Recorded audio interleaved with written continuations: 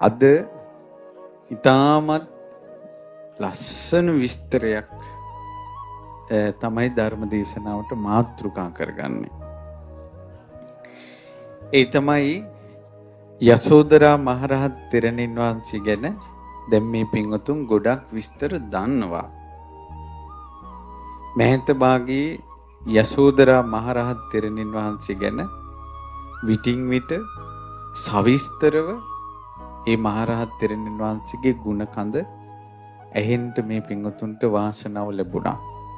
එතකොට මේ පින හිමි වෙන්නේ අපගේ පරම පූජනීය ගුරු දේවෝත්තම පින්වත් ලොකු ස්වාමීන් වහන්සේට මිනිස්සු යසෝදරාවත පොතෙන් එහා ඊළඟට ඉරේ තිබෙන රැස්මාලා අඩු ඒවා කියන කවියෙන් එහා මිනිස්සු යසෝදරා රහත් තෙරණිය ගැන ලොකු දෙයක් දැනගෙන හිටියේ නෑ. එතකොට පින්වත් ලොකු ස්වාමීන් වහන්සේ යසෝදරා මහරහත් තෙරණියගේ ගුණ කඳ කවියට නගලා තාමත් මිහිරට කාලයක් අහන්න සැලැස්සුවා. ඒ ගුණ කඳ අහනකොට තමයි නිධානයක් මතු වුණා වගේ ඒ සැඟව තිබුණ සියලු ස්ත්‍රීන් අතර උත්තම වූ රහත් මෙහෙණින් වහන්සේගේ ගුණ කඳ මේ මිනිස්සුන්ට පින්වතුන්ට අහන්න ලැබුණේ. අද යසෝදරා රහත් තෙරණියගේ කලින් ජීවිතයක අපි අහලා තිබ්බත් එච්චර හිතපු නැති අපූර්ව විස්තරයක් අද ධර්ම දේශනාවෙදි කියවෙනවා. අද මේ පින්වතුන්ට මා මතක් කළ පරිදි අමුතුම කතාවක් කියනවා. ඒ තමයි ප්‍රාර්ථනාව වරද්දා ගන්න හැටි හා ප්‍රාර්ථනාව හරියන හැටි. එදා මහ බෝසතුන්ගේ පතිනිය වෙම්මා යනුවේ දීපංකර සම්මා සම්බුදුරජාණන් වහන්සේගේ පාමුල සිරිපාමුල පැතුමක් පැතුවා. ඒ පැතුම කොච්චර බලවත්ද කියනවා නම් බුදුරජාණන් වහන්සේ නමක් ළඟ පතන පිරිනිවන් පාන මොහොත දක්වාම පිරිනිවන් යන ගමන දක්වාම අභිනිෂ්ක්‍රමණය කරන ජීවිතේ දක්වාම ඒ පැතුම ආවා. බුදුවරු ළඟ පතන දෙයි. ඔබත් බුදුරජාණන් වහන්සේසේ අපි වඳින චෛත්‍ය රාජානන් වහන්සේලා ළඟ බුදුරජාණන් වහන්සේට සම්බුදු බවට සෙවන සැලසූ බෝරජාණන් වහන්සේලා ළඟ ඔයාලා එක එක පතල ඇති. මොනවා පැතුවද කියලා දන්නේ නැහැ අපි. හැබැයි ඔබ දන්නවා සමහර වෙලාවට අමතක වෙලත් ඇති. අමතක වුණාට එනවා. හරියට ප්‍රාර්ථනාවක් තිබ්බොත් හරි ප්‍රාර්ථනාව වැරදුනොත් ඉවරයි. දැන් මහ බෝධිසත්වයන්ගේ පත්නිය වෙන්නේ යසෝදරාම පැතුවනේ. ඉතින් මේ ප්‍රාර්ථනාව අනුව ආවා. එක ජීවිතයක යසෝදරාව කුල කුමාරිකාවක්. ඒ කියන්නේ ගමක හිටපු මේ තරුණ කෙල්ලෙක්. බෝධිසත්වයෙ ඉපදෙලා එක ගෙදරක අයියා මල්ලි ඉන්නේ. අම්මලා තීරණය කළා අයියයි මල්ලි දෙන්නටම ගේන්නේ එක නෝනයි කියලා. ඒ කාලේ තිබ්බනේ සම බිරිඳක් විදිහට ඇසුරු කරන එක. එතකොට දැන් අර කුල කුමාරිය ගැළපිලා පෑහිලා එනවා අර බාල මල්ලිට බෝධිසත්වයන්ට. නමුත් ගෙදර කතිකාව දෙන්නටම එක බිරිඳයි කියලා. එතකොට ඒ දෙමව්පියන්ගේ තීරණේ ඉදිරියේ ඒ සමාජ චාරිත්‍ර ඉදිරියේ ඒ කුමාරිකාව ඒ කුල කාන්තාව ඒ දෙන්නටම බිරිඳ වුණා. එතකොට දැන් අර අයියයි මල්ලි දෙන්න ගොඩාක් වැඩ කටයුතු කරලා ජීවත් වෙනවා. එක දවසක් අයියයි දැන් බිරිඳයි ගෙදර ඉන්නවා. මල්ලි කෙලේ ගියා දර කපන්න. දර කපලා ඒ ටික අරන් එන අතරේ එදා උදේ කැවුම් හැදුවා. කුණ්ඩ කැවුම්. ලොකු කැවුම් හැදුවා. කැවුම් හදලා 3 දෙනාට වෙන් කළා. මේ ස්වාමිවරු දෙන්නටයි අර කාන්තාවටයි. ඊට පස්සේ දැන් අරයා ඉන්නේ හවස නිසා මේ දෙන්න කැවුම් බෙදාගෙන කෑවා. එතකොට මෙයාලා කැවුම් කාලා ඉවර වුණාට පස්සේ පසේ බුදුරජාණන් වහන්සේ නමක් ඒ ගෙදරට පිණ්ඩපාත වැඩියා. කසාවතින් බබලන සංසුන් ඉදුරන් ඇති බිමට යොමු කරපු නෙත් ඇති සාන්ත මෝමණ්ඩලක් ඇති පසේ බුදුරජාණන් වහන්සේ දැක්ක ගමන් සංසාරේ ගොඩාක් දන් දීලා පුරුදු ඈට දන් දෙන්නම හිතුණා. තමන්ගේ ස්වාමියාගේ බාල සහෝදරයා වූ ඒ දරකපණ්ඩගේ ස්වාමියා ගැන සිහි කරලා ඔහු ගැන විශ්වාසයෙන් ඔහුට වෙන් කරපු කැවුම් පාත්‍රයට බෙදුවා. පසේ බුදුරජාණන් වහන්සේ සුවපත් වේවා කියලා වැඩියා. පසේ බුදුරජාණන් වහන්සේ පිටත් වෙලා ඔන්න මෙන්න තියෙද්දි අර කැලේ ගිය ස්වාමියා ආවා. ගොඩාක් මහන්සි වෙලා ගොඩාක් බඩගිනි වෙලා. ඒකට ආපු ගමන් ඇහුවා මොනවයි කන්න තියෙන්නේ. ඊට පස්සේ අර දෙන්න කිව්වානේ මෙහෙමයි කැවුම් හැදුවා 3 දිනකට බෙදුවා.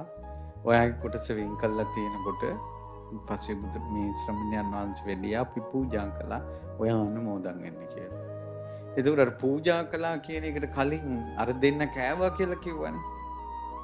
අර මහන්සි වෙලා ගොඩාක් ආවි අර පීඩා සහිතව හිටපු කෙනාට එකපාරම අනුමෝදන් වෙන්න බැරි වුණා.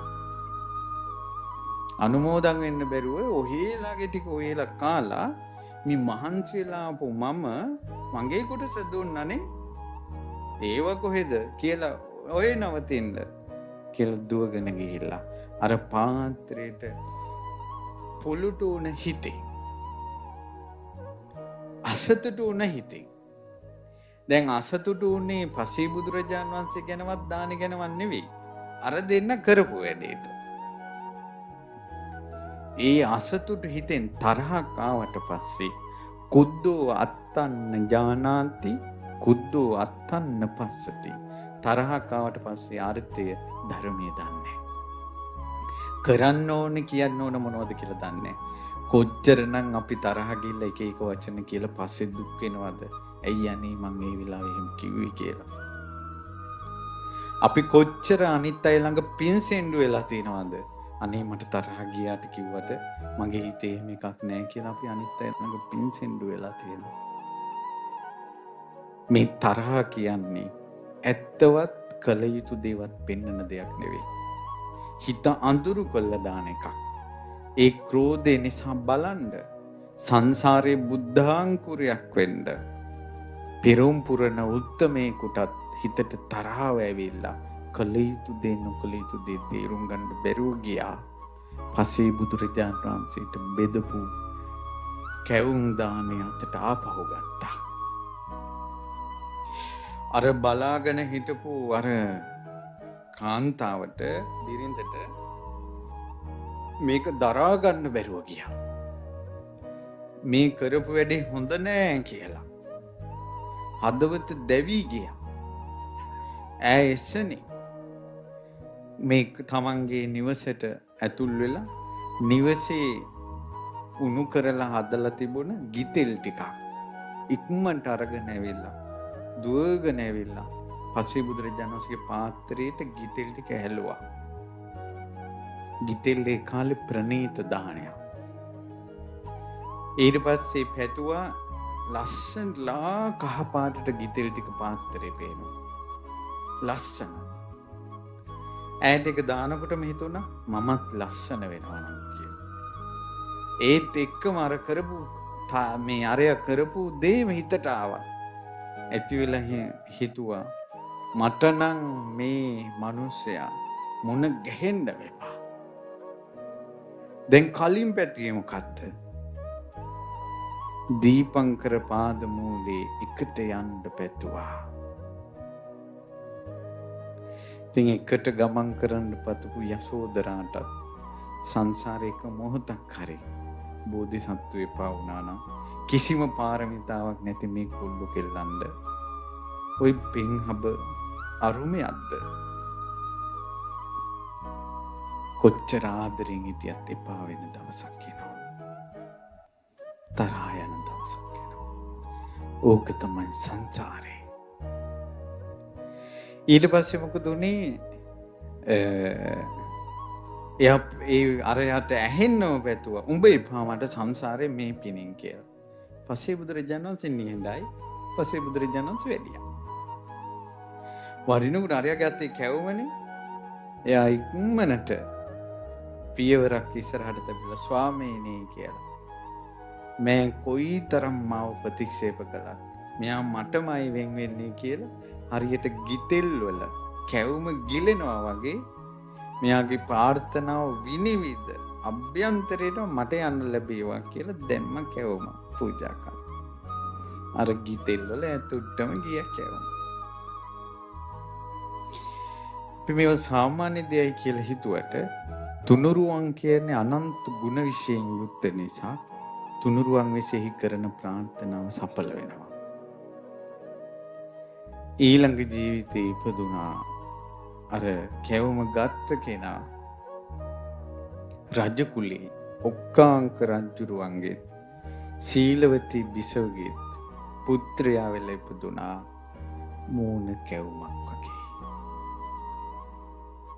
දැන් ඔබ දන්නව නම කවුද කියලා? කුස රජුරුව.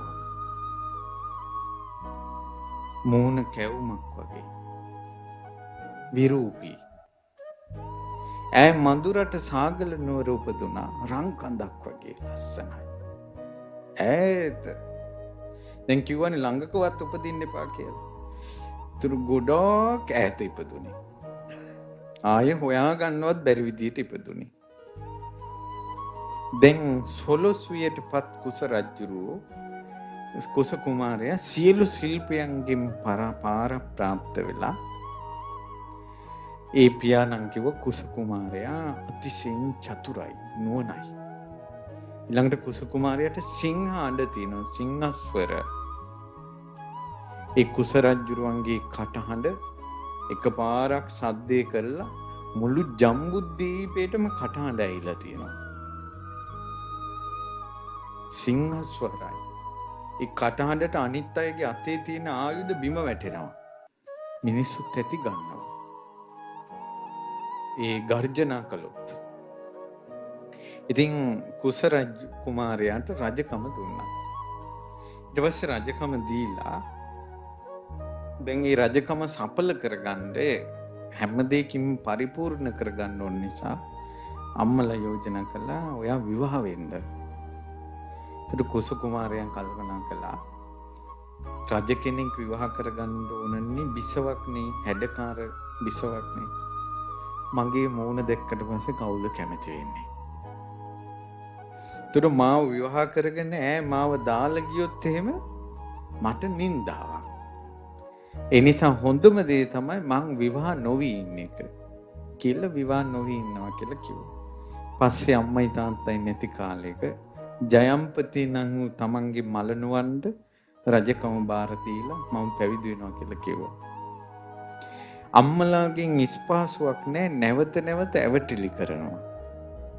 ඊට පස්සේ කුස රජුරෝ රංකරුවෙකුට කිව්වා රන්රුවක් හදන්න කියලා ලස්සන කුමාරිකාවකගේ. ඊට දැන් ඒක රංකරුව හදාගෙන යනකොට කුස රජුරවන්න තේරුණා මට ඕන විදියට එන්නේ මේ රූපේ කියලා කුස රජුරෝ වෙනම රත්තරන් අරගෙන කුස රජුරන්ගේ මේ මාලිගාවේ කුස රජුරෝ රන්රුවක් හැදුවා. සංසාරේ පුරාගනාව පාරමිතාවලටයි යසෝදරාවත් එක්ක තියෙන බන්ධනයටයි කුස රජුරෝ යම් විදිහකට ඇස කන නාසය දිවකය රූපේ හදනවද යසෝ අර රූපේ ඒ රූපේ හැදුනේම අර පබාවති වගේ තමන්ගේ හිතනේ රූපෙට. දැන් ඔය බුද්ධ ප්‍රතිමා වහන්සේලා හදනවා. ඒ හදන ප්‍රතිමා එක එක ශිල්පියානෝ රූපේ වෙනවා. හේතුව එයාගේ හිතේ තියෙන එකනේ හදන්නේ. දැන් සංසාරයක හිතේ තියෙන ඒ රුව නිසා කර්මානුරූපව අර රූපෙම හැදුනා. ඊට පස්සේ රත්තරන් රූපේ ඇඳ උඩ තියලා සලුවකින් වැහුවා. මොන පේන්ද? රංකරුවා එදා රූපේ හදලා ගෙනාවා. අනේ හදලා ගේනකොට ওই දැන් කාලේ හදන පිළිමයක් වගේ ගෙනාවා. ඊස්කෝ මම බලාපොරොත්තු වෙන ඌ කන්නේ. මම හදපු රන්රුව තියෙනවා ඇතුලේ අරන් එන්න කිව්වා රංකරුවාට. රංකරුවා ඇතුලට යනකොට අර පිළිමේ තියෙනවනේ. එයා හිතුවේ කුස රජුරෝ විවාහ වෙලා ඒ ඉන්නේ බිරිඳ කියලා. දුවගෙන ඇවිල්ලා කිව්වා මට සමා වෙන්න. ඔබ වහන්සේගේ බිසව ඇඳී ඉද්දී යහනේ ඉද්දී මම මාලිගාවට ඇතුල් වීමේ වරදට මට සමාව දෙන්න කිව්වා. ඊට පස්සේ කිව්වා නෑ ඒ තමයි රන්රුව. ඇත්ත රූපයක් වගේ. මේ කාලේ ඉටි රූප හදනවා දැකලා තියෙනවද? ඒ විදිහටම හදනවා. මර මහ බෝධිසත්වයන්ගේ අතින් රන්රුව කොහොමද හැදෙන්නේ ඇතිද? ඊට පස්සේ රන්රුව හැම අම්මලන්ට කිව්වා මේ වාගේ කුමාරිකාවක් ලැබුණොත් විවාහ වෙනවා. එහෙම කළේ විවාහයෙන් ගැලවෙන්න. ඊට පස්සේ බලන කර්මානුරූපව Tamanට අකමැති කෙනාම හැදුණානේ. හැම තැනම ගිහිල්ලා අවසානයේ මඳුරට සාගල නුවරදී ඔයාලා දන්නවා කුදී රැවටුණා මේ ඉන්නේ පබා කියලා. ඇගේ කනට ගැහුවා උඹ බලා ගන්න තියෙන්නේ මට රජුරු දැනගත්තොත් ඉවරයි කියලා ගහනකොටම අත පිරිවැටිලා ගියා. රන්රුවා ලැජ්ජාවටත් එක්ක මෙයා කිව්වා මේ මොකද්ද? අපේ කුමාරිකාව මීට වැඩිය ලස්සනයි නේ. අර හොයාගෙන ගියාය මඳුරට සාගල නුවරට ගිහිල්ලා රජතුමාත් එක්ක කතා කරලා ඔක්කාක රජුරුවන්ගේ ජේෂ්ඨ පුතුණුවන්ට බිසව කරගන්න මේ කුමාරිකාව යෝජනා කළා. එතකොට ඒ ඔක්කොම යටත් රාජ්‍යවල ප්‍රාදේශීය රජවරු අග රජු තමයි කුස රජුරෝ. ඒ අය සියලු දෙනා කැමති වුණා. සීලවතී බිසව ඉක්මනින් සියලු ස්ත්‍රී ආභරණ සහ පෙරහැර කරලා පබාවති ගෙන්නවා. හැබැයි පබාවති ගෙන්න ගන්න කලින් කිව්වා දූ කුමාරී අපේ උක්කාක රාජ පරපුරේ නීතියක් තියෙනවා. ඔයා අපේ මාලිගාවට ආවොත් ඒ නීතිය රකින්න ඕන. මොකක්ද ඒ නීතිය? ඒ තමයි දහවල් කාලේ ස්වාමියාගේ මූණ බලන්නේ නැහැ. පළවෙනි දරුවා ලැබෙනකල්. ඔයා ඒකේ පිහිටන්න ඕන කිව්වා. ඊට පස්සේ ඔන්න හාන් කියලා පොරොන්දු. දැන් ඔන්න මාලිගාවට කැඳගෙන ආව හවස් කාලේ. උත්සව කටයුතු පහන් එළියෙන් මල් මාලා වලින් මෝන වහගෙන හවස් කාලේ විවාහ කළා. ඊට පස්සේ දැන් කුස රජුව හවස් කාලේ මාලිගාවේ ඉන්න උදේම මාලිගාවෙන් පිට වෙනවා. මේ කම්මල කරපු උඩර වැට්ටියක් අර කුස රජුගේ මෝන පෙනී කියලා.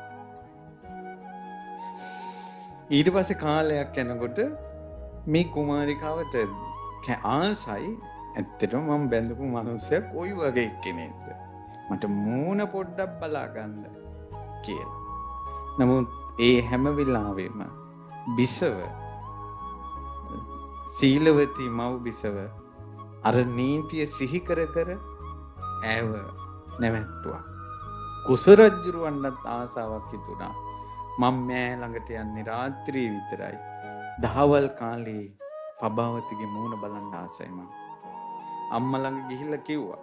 රජුරුවන්ගේ තේජසට පින්බලයට අම්මට උත්තරයක් මේ කරගන්න දෙයක් නැතුව කිව්ව එහෙනම් ඇත්තලේ සැඟවී ඉන්න මම ඇත්තලට පබාවති ගෙන්නගෙන එන්නම්. ඉතින් පබාවති ඇත්තලේ බල බලා යද්දි ඇත්ගොව්වෙක් විදියට හිටපු කුස රජුරෝ යන්දරලා ඇත් බෙට් එකකින් ගැහුවා. ඉතින් පබාවති ගැහුවා තුගේ අත් දෙක කපනවා. අපේ කුස රජුරවන්න කියලා මේ ගියා. ඉතින් ඒ ලොකු හිතේ කුකුසක් කොහොමද මෙහෙම කරන්නේ? ඇත්ගුවේ. ඊට පස්සේ මේ සිහි කල්පනාව අඩු යන් දුව කියලා සීලවති විසව ගෙන්නන්නේ. තවත් දවසක් යනකොට ආය අම්මද කියනවා දී මට ආය බලන්න ඕනේ ආව. බලන්නකො මේ ප්‍රාර්ථනාවක විඳවිල්ලනේ. ඇයි අර ඉදා ප්‍රාර්ථනාවේ කතාවනේ මම මේ කියන්නේ. දැන් මට කියන්න ඕනන්නේ මෙන්න මේකයි. අපි දැන් චතුරාර්ය සත්‍ය ධර්මය අවබෝධ වේවා කියලා නිතර ධර්මයේ කරුණු සහිතව කිව්වොත් ඔක්කොම පතනවා චතුරාර්ය සත්‍ය අවබෝධ වේවා. මෛත්‍රී බුද්ධ ශාසනය ගැන කියලා මෛත්‍රී බුදුන් දැක නිවන් දැකපන් කිව්වොත් ඒකත් සාදු කියලා පතනවා. ඊළඟට එකම ධම්ම සභා මණ්ඩපයකදී උපභෝග පරිභෝග සම්පත් ඇතුව නිවන් දකින්න ඒකටත් සාදු කියනවා. ඒ පරිසරයට ඇහෙන එකට සාදු කියා පතපතා යන එකක් තියනවද නැද්ද? දැන් දරුවන්ගෙන් නම් කරදර චෛත්‍ය වැඳලා පතනවා මුන් නම් එපා. මිනිහගෙන් නම් කරදර වැඳ පතනවා මෙහෙම මිනිහෙක් නම් එපා. ඊට පස්සේ දරුවන්ගේ hina වෙලා හුරතල් වෙලා ළඟට එනකොට බදා ගන්නවා මොන් නැතුව මං ඉඳලා මොකටද? මට මොනවත් උනක් කමන චෛත්‍ය ළඟට ගිහිල්ලා කියනවා බෝධි ළඟට ගිහිල්ලා කියනවා මට මොනවා උනක් කමන්නේ ස්වාමීනි භාග්‍යතුන් වහන්සේ මේ දරුවන්ට නම් දුකක් වෙන්න දෙන්න එපා. ඒ පරිසරයට අනුව ඒ විදිහට පතනවා. මේ බුද්ධාංකුර වූ අරහත්ත්වයට පින්පුරන යසෝදරා වගේ මේ මහා උත්තම අය අතර ප්‍රාර්ථනාව වැරදුන තැන මෙච්චර විඳවිල්ලක් නා. ඊට පස්සේ එහෙනම් කිව්වා අශ්වගාලේ ඉන්න කියලා. අශ්වයෝ බලන්න යනකොටත් අශ්ව බෙට් එකකින් ගැහුවා. ඒක 아무දුම එකක්. ඒක hina වුණා නම් එකක්. ඊට පස්සේ එකෙන් කොලොප්පම් කරනවා. එතකොට එදා කිව්වා උඹගේ අත් කපනවා කියලා. අපේ කුස රජුරවන්න ගිහිල්ලා. ඊට පස්සේ ඉතින් පිංගුතුනේ ඔන්න ඊට පස්සේ මේ විදිහට වුණා. දැන් මේ විදිහට එක සිද්ධි වෙනකොට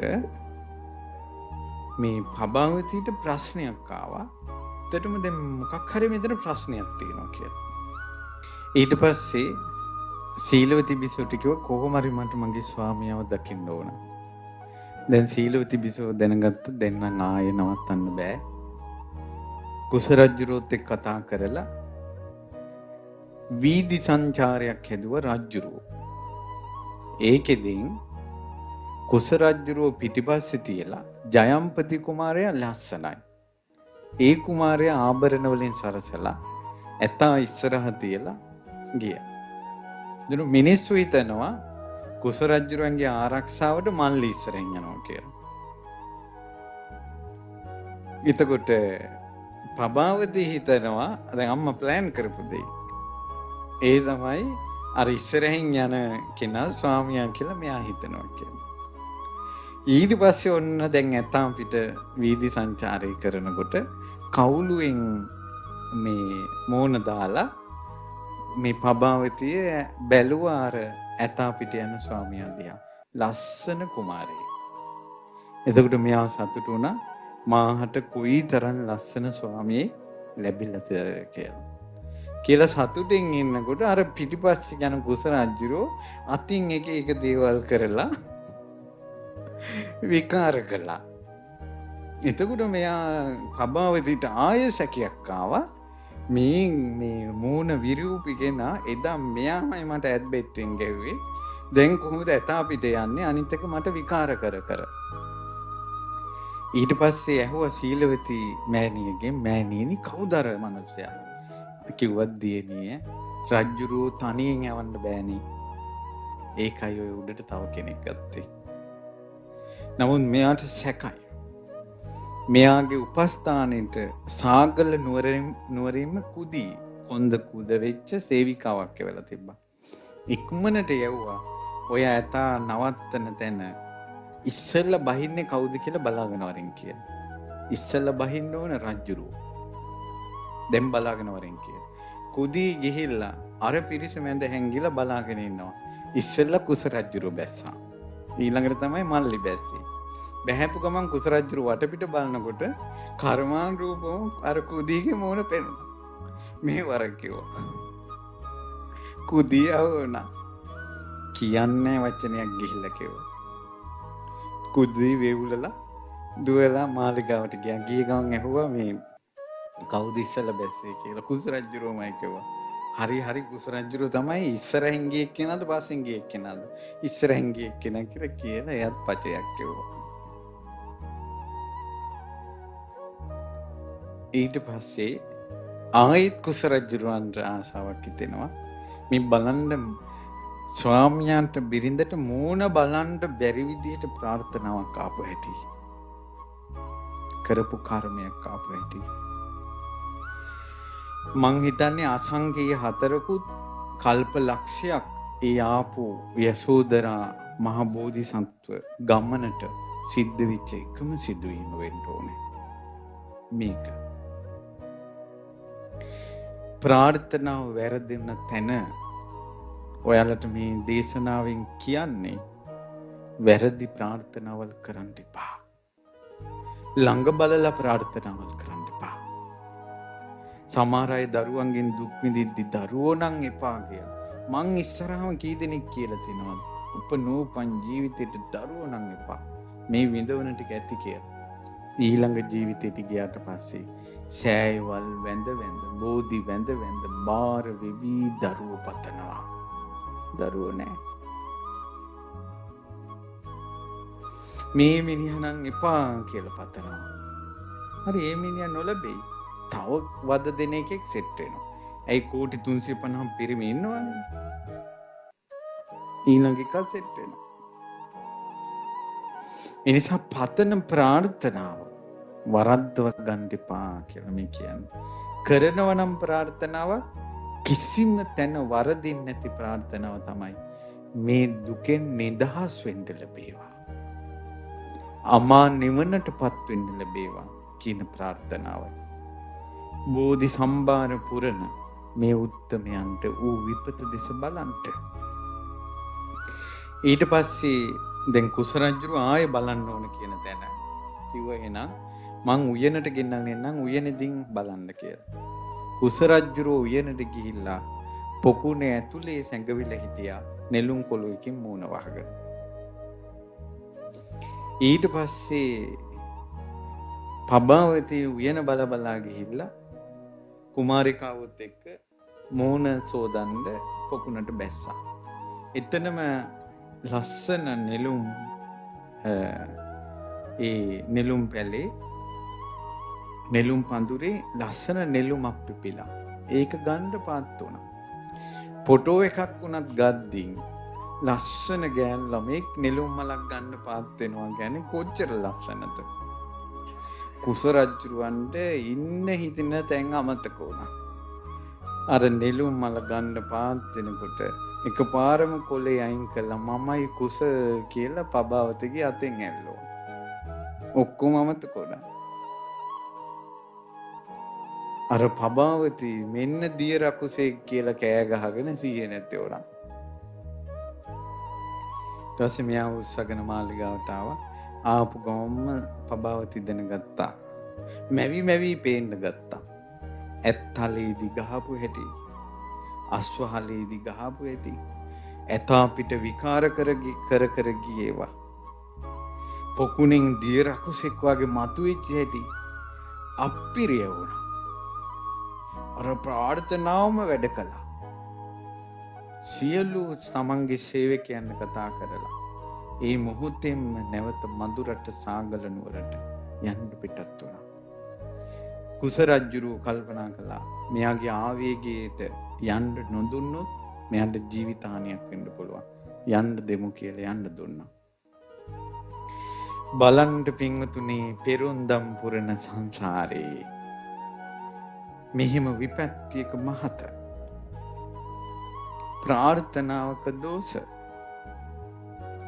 ඊට පස්සේ පබාවති මනාව යෙදූ රථවලින් වහා මඳුරට සාගල නුවරට පිටත් වුණා. දැන් ඔන්න දහවල් කාලෙම පිටත් වුණා. රාත්‍රිය උදා වෙනකොට සඳ නැති අහසක් වගේ කුස රජුරන්ට පාළුවම දැනුණා. පහනක් නැති ගෙයක් වගේ පාළුවම දැනුණා. මොකද්දෝ මෝසල බවක් පැතිරිලා ගියා. පබාවති නැති ශෝකේ නිදාගන්නතු රේ පහන් කළා.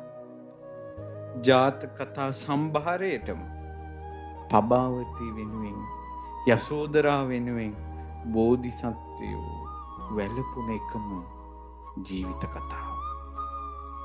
රැය පහන් කළා මේ පබාවති ගැන හිතා.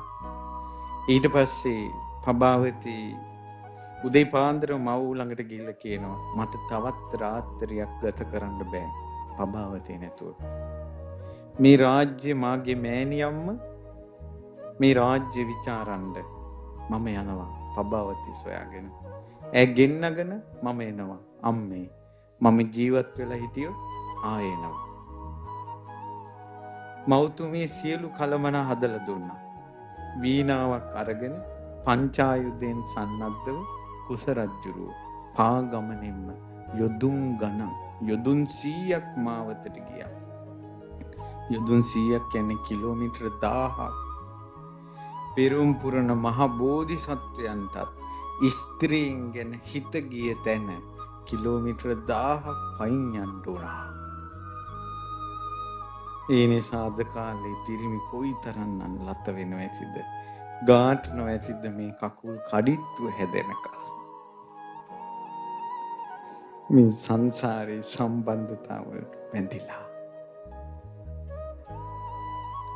බුදුරජාණන් වහන්සේ මේ ජාතක කතාව දේශනා කරන්නේ ප්‍රේම කතාවක් විදිහට නෙවෙයි. බැඳීමේ තියෙන පහත් බව. තවත් කෙනෙකුට බැඳුනට පස්සේ ප්‍රේමයෙන් අඳුනාට පස්සේ අත්හැරියනේ රජකම. ඇත් වාහන අශ්ව වාහන රත්තරන් කරත්තවල යන්න පුළුවන් කුස මහ රජුරෝ කිලෝමීටර 1000ක් පයින් ගියානේ ස්ත්‍රියක් නිසා. මගේ බුදුරජාණන් වහන්සේ භික්ෂු සංඝයා ඉදිරියේ දේශනා කරන පින්වත් මහණෙනි මහා පුරුෂයෝ මෙච්චර දුක් ගත්තා බැඳීම නිසා, කාමය නිසා. අද කාලේ අය කොච්චර විඳවනවද? මහා සත්වයන්ටත් විඳවීම ආවනම් බැඳීම නිසා, ප්‍රේමය නිසා, අත්හැර ගන්න බැරිවීම නිසා මේ පොඩි පිනකින් මිනිස්සෙක් වුණ මේ මිනිස්සු බන්ධන වලින් කොච්චර විඳවනවද? මතක් වේවි හිත පිච්චි පිච්චි හදවත දැවි දැවි නිදි නොලබ මොහොතක් පාසා මතක් වේවි මේ සත්වය කොච්චර ප්‍රේමය නිසා දුක් විඳිනවද? ප්‍රේමතෝ ජායති සෝකෝ ප්‍රේමතෝ ජායති භය. තණ්හාය ජායති සෝකෝ තණ්හාය ජායති භය. කාමයේ නිසා ඇති වෙන්නේ ශෝකේ බය. අපේ ජීවිතේ ප්‍රේමයේ තියෙනවා නම්, බැඳීම තියෙනවා නම්, තුරුස්නාව තියෙනවා නම්, ශෝකයයි බයයි හැර අපිට මොනවද ලැබෙන්නේ?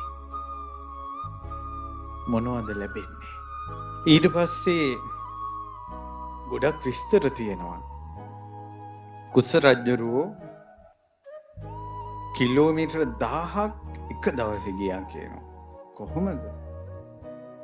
ඉතින් අද කාලේ වුණත් මේ නිකා මොකවත් වැඩක් කරගන්න බැරුව ගෙදිට වෙලා ෆෝන් ඔබ ඉන්න මේ කොල්ල කුරුට්ටු කෙල්ලෝ තමන් යාළු වෙච්ච කොල්ල කෙල්ල කතා කළොත් එimhe යොදුන් ගානක් යයි පයින්. තෙල් නැතත් බයිසිකල් තල්ලු කරගෙන යයි. එච්චර වීරියක් ගැම්මක් එනවා ප්‍රේම ශක්තිය, බන්ධන ශක්තිය. මං එහෙම කියන්නේ කුස රජුරවන්ට ගරහන්න නෙවෙයි. මගේ බුදුරජාණන් වහන්සේ දේශනා කළා බන්ධනීය ආදීනව බලන්න. බැඳුන නිසානේ නේද?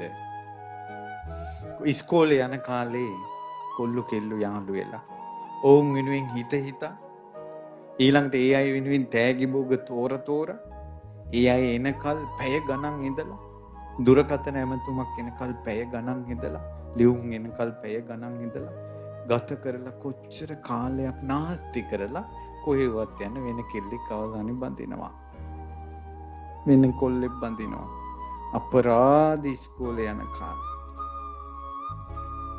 අච්චර කාලයක් අපතේ ගියා නිකන් දුක් විඳා අම්මගේ පැත්තෙන් ඥාතින් නෙවෙයි තාත්තගේ පැත්තෙන් ඥාතින් නෙවෙයි රූපේ දැකලා hina වුණ පමණින් හිත ගිය පමණින් කොයිතරම් හිතෙන් දුක් විඳිනවද මහ බෝධිසත්වයෝ කුස රජුරෝ මඳුරට සාගල නුවලට අඩිය තියෙනකොටම සවස් කාලේ අඩිය තියෙනකොටම මේ නගරෙට බෝසතුන්ගේ යසෝදරාවන්ගේ සංසාරේ බන්ධනේ බලන්න පබාවතී ඇඳෙන් නැගිටුණා. නිදාගෙන හිටිය පබාවතී ඇඳෙන් නැගිටුණා කුස රජුරෝ මඳුරට සාගල නුවරට අඩිය තියෙනකොට. ඇඳ රත් වෙන්න ගත්තා. ඊට පස්සේ ඈ පැදුරක නිදාගත්තා. කුස රජුරෝ මඳුරට සාගල නුවලට ආවට පස්සේ පබාවතී නිදාගත්තේ බිම. එහෙමනම් මහා බෝධිසත්වයෝ අභිනිෂ්ක්‍රමණය කරද්දී ඒ යසෝදරා කෙසේනම් යහනක නිදා ගන්නද? එච්චර විරසක ජීවිතයකත් ස්වාමියා ආපු තැන ඇඳක නිදාගත්තේ නැත්තම් දැන් පබාවති බිම නිදි. එක්තරා කාන්තාවක් මේ ආපු අමතුම පුජ්‍යලිය දිහා බලලා පුතේ කියලා කතා කළා. තේ ටිකක් තේ කියලා කියන්නේ ඒ කාලේ තියෙන බීම මොනවා හරි දෙකෙන් සංග්‍රහ කළා. පුතා උඹට යන්න තැනක් තියනවද? නෑ අම්මා කිව්වා. එහෙනම් ඉඳපන් කියලා හොඳට රසට කන්න බොන්න දුන්නා. රැගිනා කහවණු 1000ක් ඈට දීලා. උදේ වරුවේම කල්පනා කළා මම මොකද දැන් කරන්නේ? මාලිගාව කොහෙද තියෙන්නේ? මා පබාවති දකින්නේ කොහොමද? ඊට පස්සේ කොහොම හරි මේ රැකියාවක් හොයාගෙන ආපු කෙනෙක් විදිහට ඇත්හලට ගියා. ඊට පස්සේ ඇත්හලට ගිහිල්ලා වීණා වාදනය කළා. ඒතර වීණාව රාත්‍රියේ වාදනය කරනකොට අර පැදුරින් නිදාගෙන හිටපු පබාවති නැගිට්ටා. ඈට ඒකාන්තයෙන් හිතුණා එහෙනම් මම කුස රජුරු ඇවිල්ලාමයි කියලා. අර ස්වාමියා මඳුරට සාගල නුවරට එමුට ඇඳෙන් නැගිට්ටනේ. බලන්න බිරිඳක් ස්වාමියෙක් වුණාට පස්සේ නොදෙනුණාට මොකද්ද තියෙන සම්බන්ධය?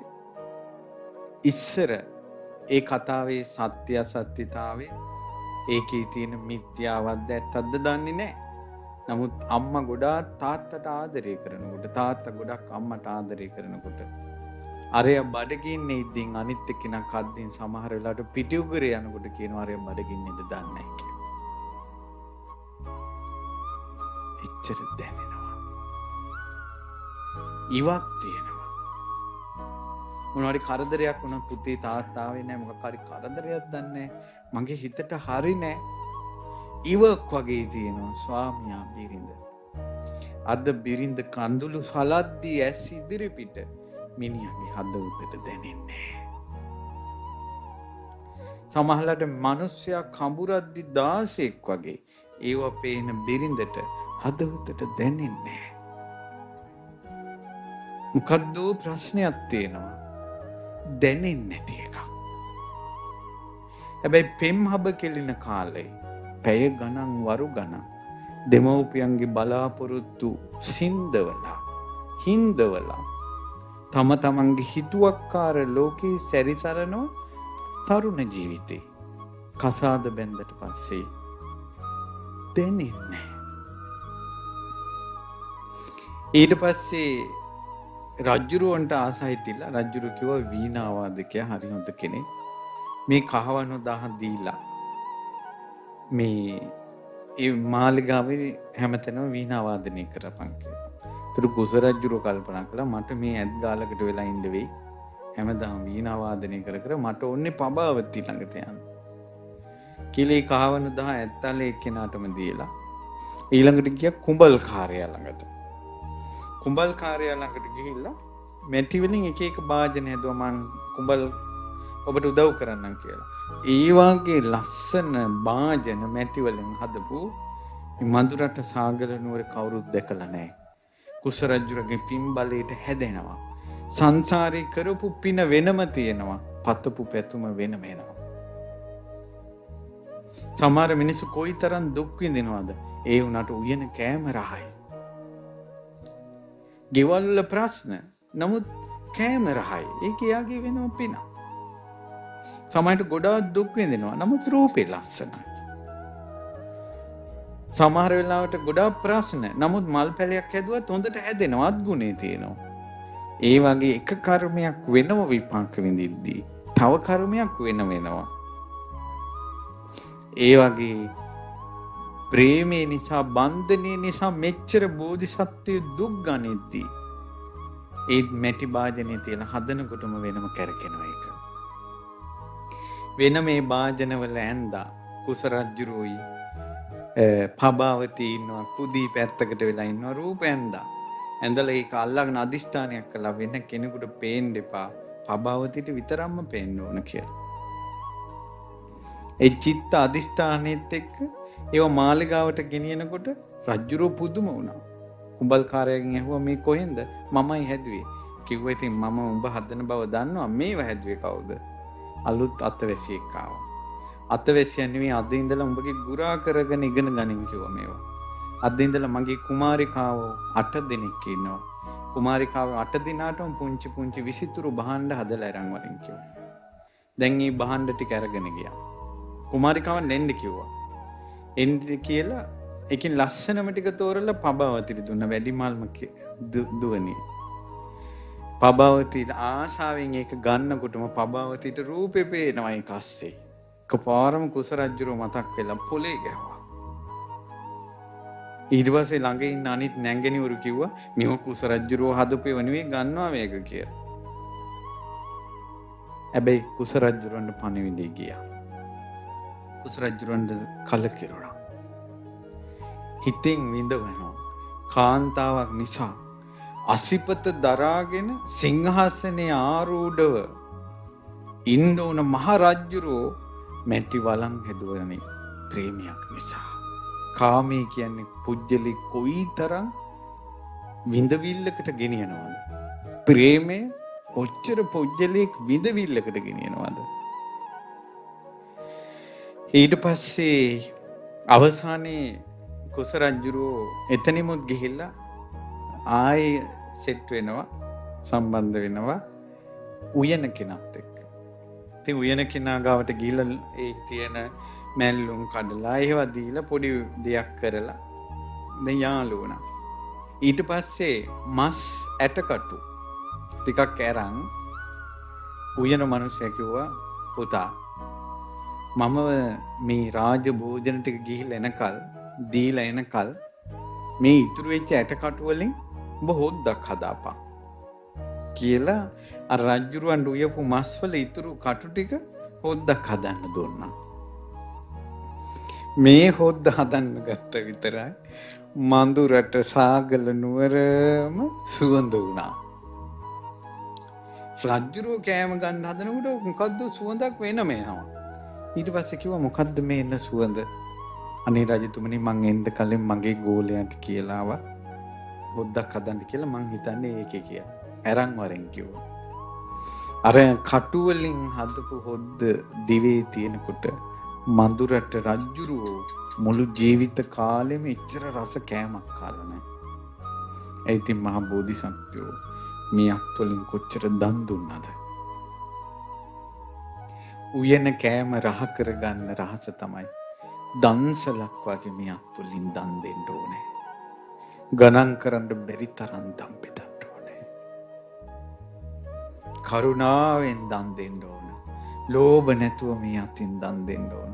මේක පිහිටනවා සංසාරෙටම අත්ගුණේ.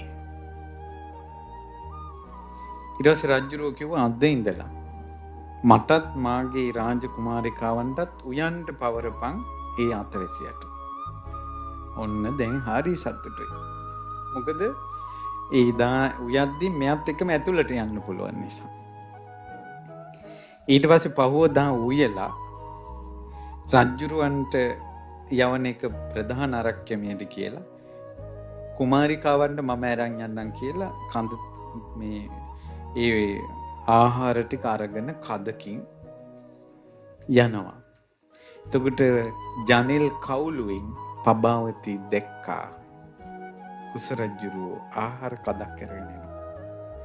ඒ දකින්නකොටම හදවත දැවි ගියා. ප්‍රේමය නිසා නෙවෙයි.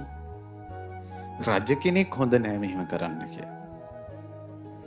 ඒ නිසා මේ රජුරෝ නැවත නැවත හිටියොත් මාව පතාගෙන දුක් ගනීවි. අදම යවන්න ඕන කියලා අහෙන් එනකොටම දොර ඇරියා. ඇරලා දොරෙන් භාගයක් මෙහෙම තියාගෙන මූණෙන් භාගයක් තියාගෙන මූණ බලන්නේ නැතුව බිම් බලාගෙන පබාවති කියනවා කුස රජුනි මෙහෙ එන්න එපා. ඔය වැඩ කරන්න එපා. මම ඔහෙට කැමති නැහැ. ඔහෙ ආපහු යනවා තමන්ගේ රාජ්‍යයට. ඔබට ගැලපෙන්නේ කැවුම් කන්න කැමති යක්ෂණියක්. මූණක් තියෙනවනේ කැවුම වගේ. ඒ නිසා කැවුම් කන්න කැමති යක්ෂණියක් එක්ක පවුල් කනවා. මේ සොඳුරු රෝසපුවෙන් එබි පබාවති කවදාවත් ඔහෙගේ බිරිඳ වෙන්නේ නැහැ. එතකොට කුස රජුරු කියනවා පබාවති මං යක්ෂණියක් එක්ක පවුල් ගන්නට ආපහු යන්නේ ඇයි? ඔය සොඳුරු රූසපුවෙන් හිබි පබාවති මට දකින්න ලැබෙනවනම් පබාවතිගේ හඬ මට දැනෙනවනම් ඇහෙනවනම් පබාවතිගේ හිනාව මට ලැබෙනවනම් මේ මාලිගාවේ මං ඕනම දුකක් විඳිනවා. ඒක පබාවති කල්පනා කළා මම මේ යවා ගන්නට කතා කරලා දැන් මොන කර්මයක් දුන්නේ කියලා දඩාස් ගාලා දොර වැහුවා. කුදී ඒ මොහොතේම ඇවිල්ලා කියනවා භෝජන ගෙනල්ලා තියෙනවා. දුට දැන් පබාවති දන්නවා භෝජන කෑම හැදුවේ කුස රජුරෝ කියලා. පබාවති කුදීට කිව්වා කුදී මගේ ස්වාමියා විදියට පිළිගත් විවාහ වුණ කුස රජුරෝ හදපු කෑම මම ගන්නෑ. කුදී උඹ මේක කාපන්. උඹට තියෙන 16න්ට වෙනම උයන්නේ. ඒ 16න් උයන කෑම ගත්තා පබාවති. මාස 7ෙම එදා ඉඳලා මාස 7ක් කුසියේ වැඩ කළා කුස රජුරෝ. මාස 7ෙම කුදීගේ කෑම තමයි කෑවේ. පබාවතිට ගෙන කෑම කුදීට දුන්නා. එදා පිරිනිවන් පාන ජීවිතේ බුදුරජාණන් වහන්සේගෙන් යශෝදරා සමාව ගත්තා. ප්‍රාර්ථනාව නොපිට පැන්න නිසා මිසක් ස්වාමීනි භාග්‍යතුන් වහන්සේ එදා කුස රජුරු අතින් උයපු කෑම මම කෑවේ නැහැ. මම එදා විරසක වෙලා ඉඳලත් ස්වාමියා කියන සංඥාව මට ආවා. ඊට පස්සේ දැන් එදා ඉඳලා පබාවති දොර අරින්නෙත් නැහැ. කුස රජුට ගොඩාක් දුක හිතුණා. අනේ මේ කුස රජුරු වළං හොදනවනේ. කාමයක තියෙන, ප්‍රේමයක තියෙන, බැඳීමක තියෙන ආදීනව බලන්න. දෙව් බඹුන්ගෙන් මෙහෙවර ගන්නට තරම් මහා පුණ්‍ය සම්භාරයක් ඇති සත්වයෝ පවා කාමය නිසා, ප්‍රේමය නිසා පහතකට වැටෙන හැටි බලන්න.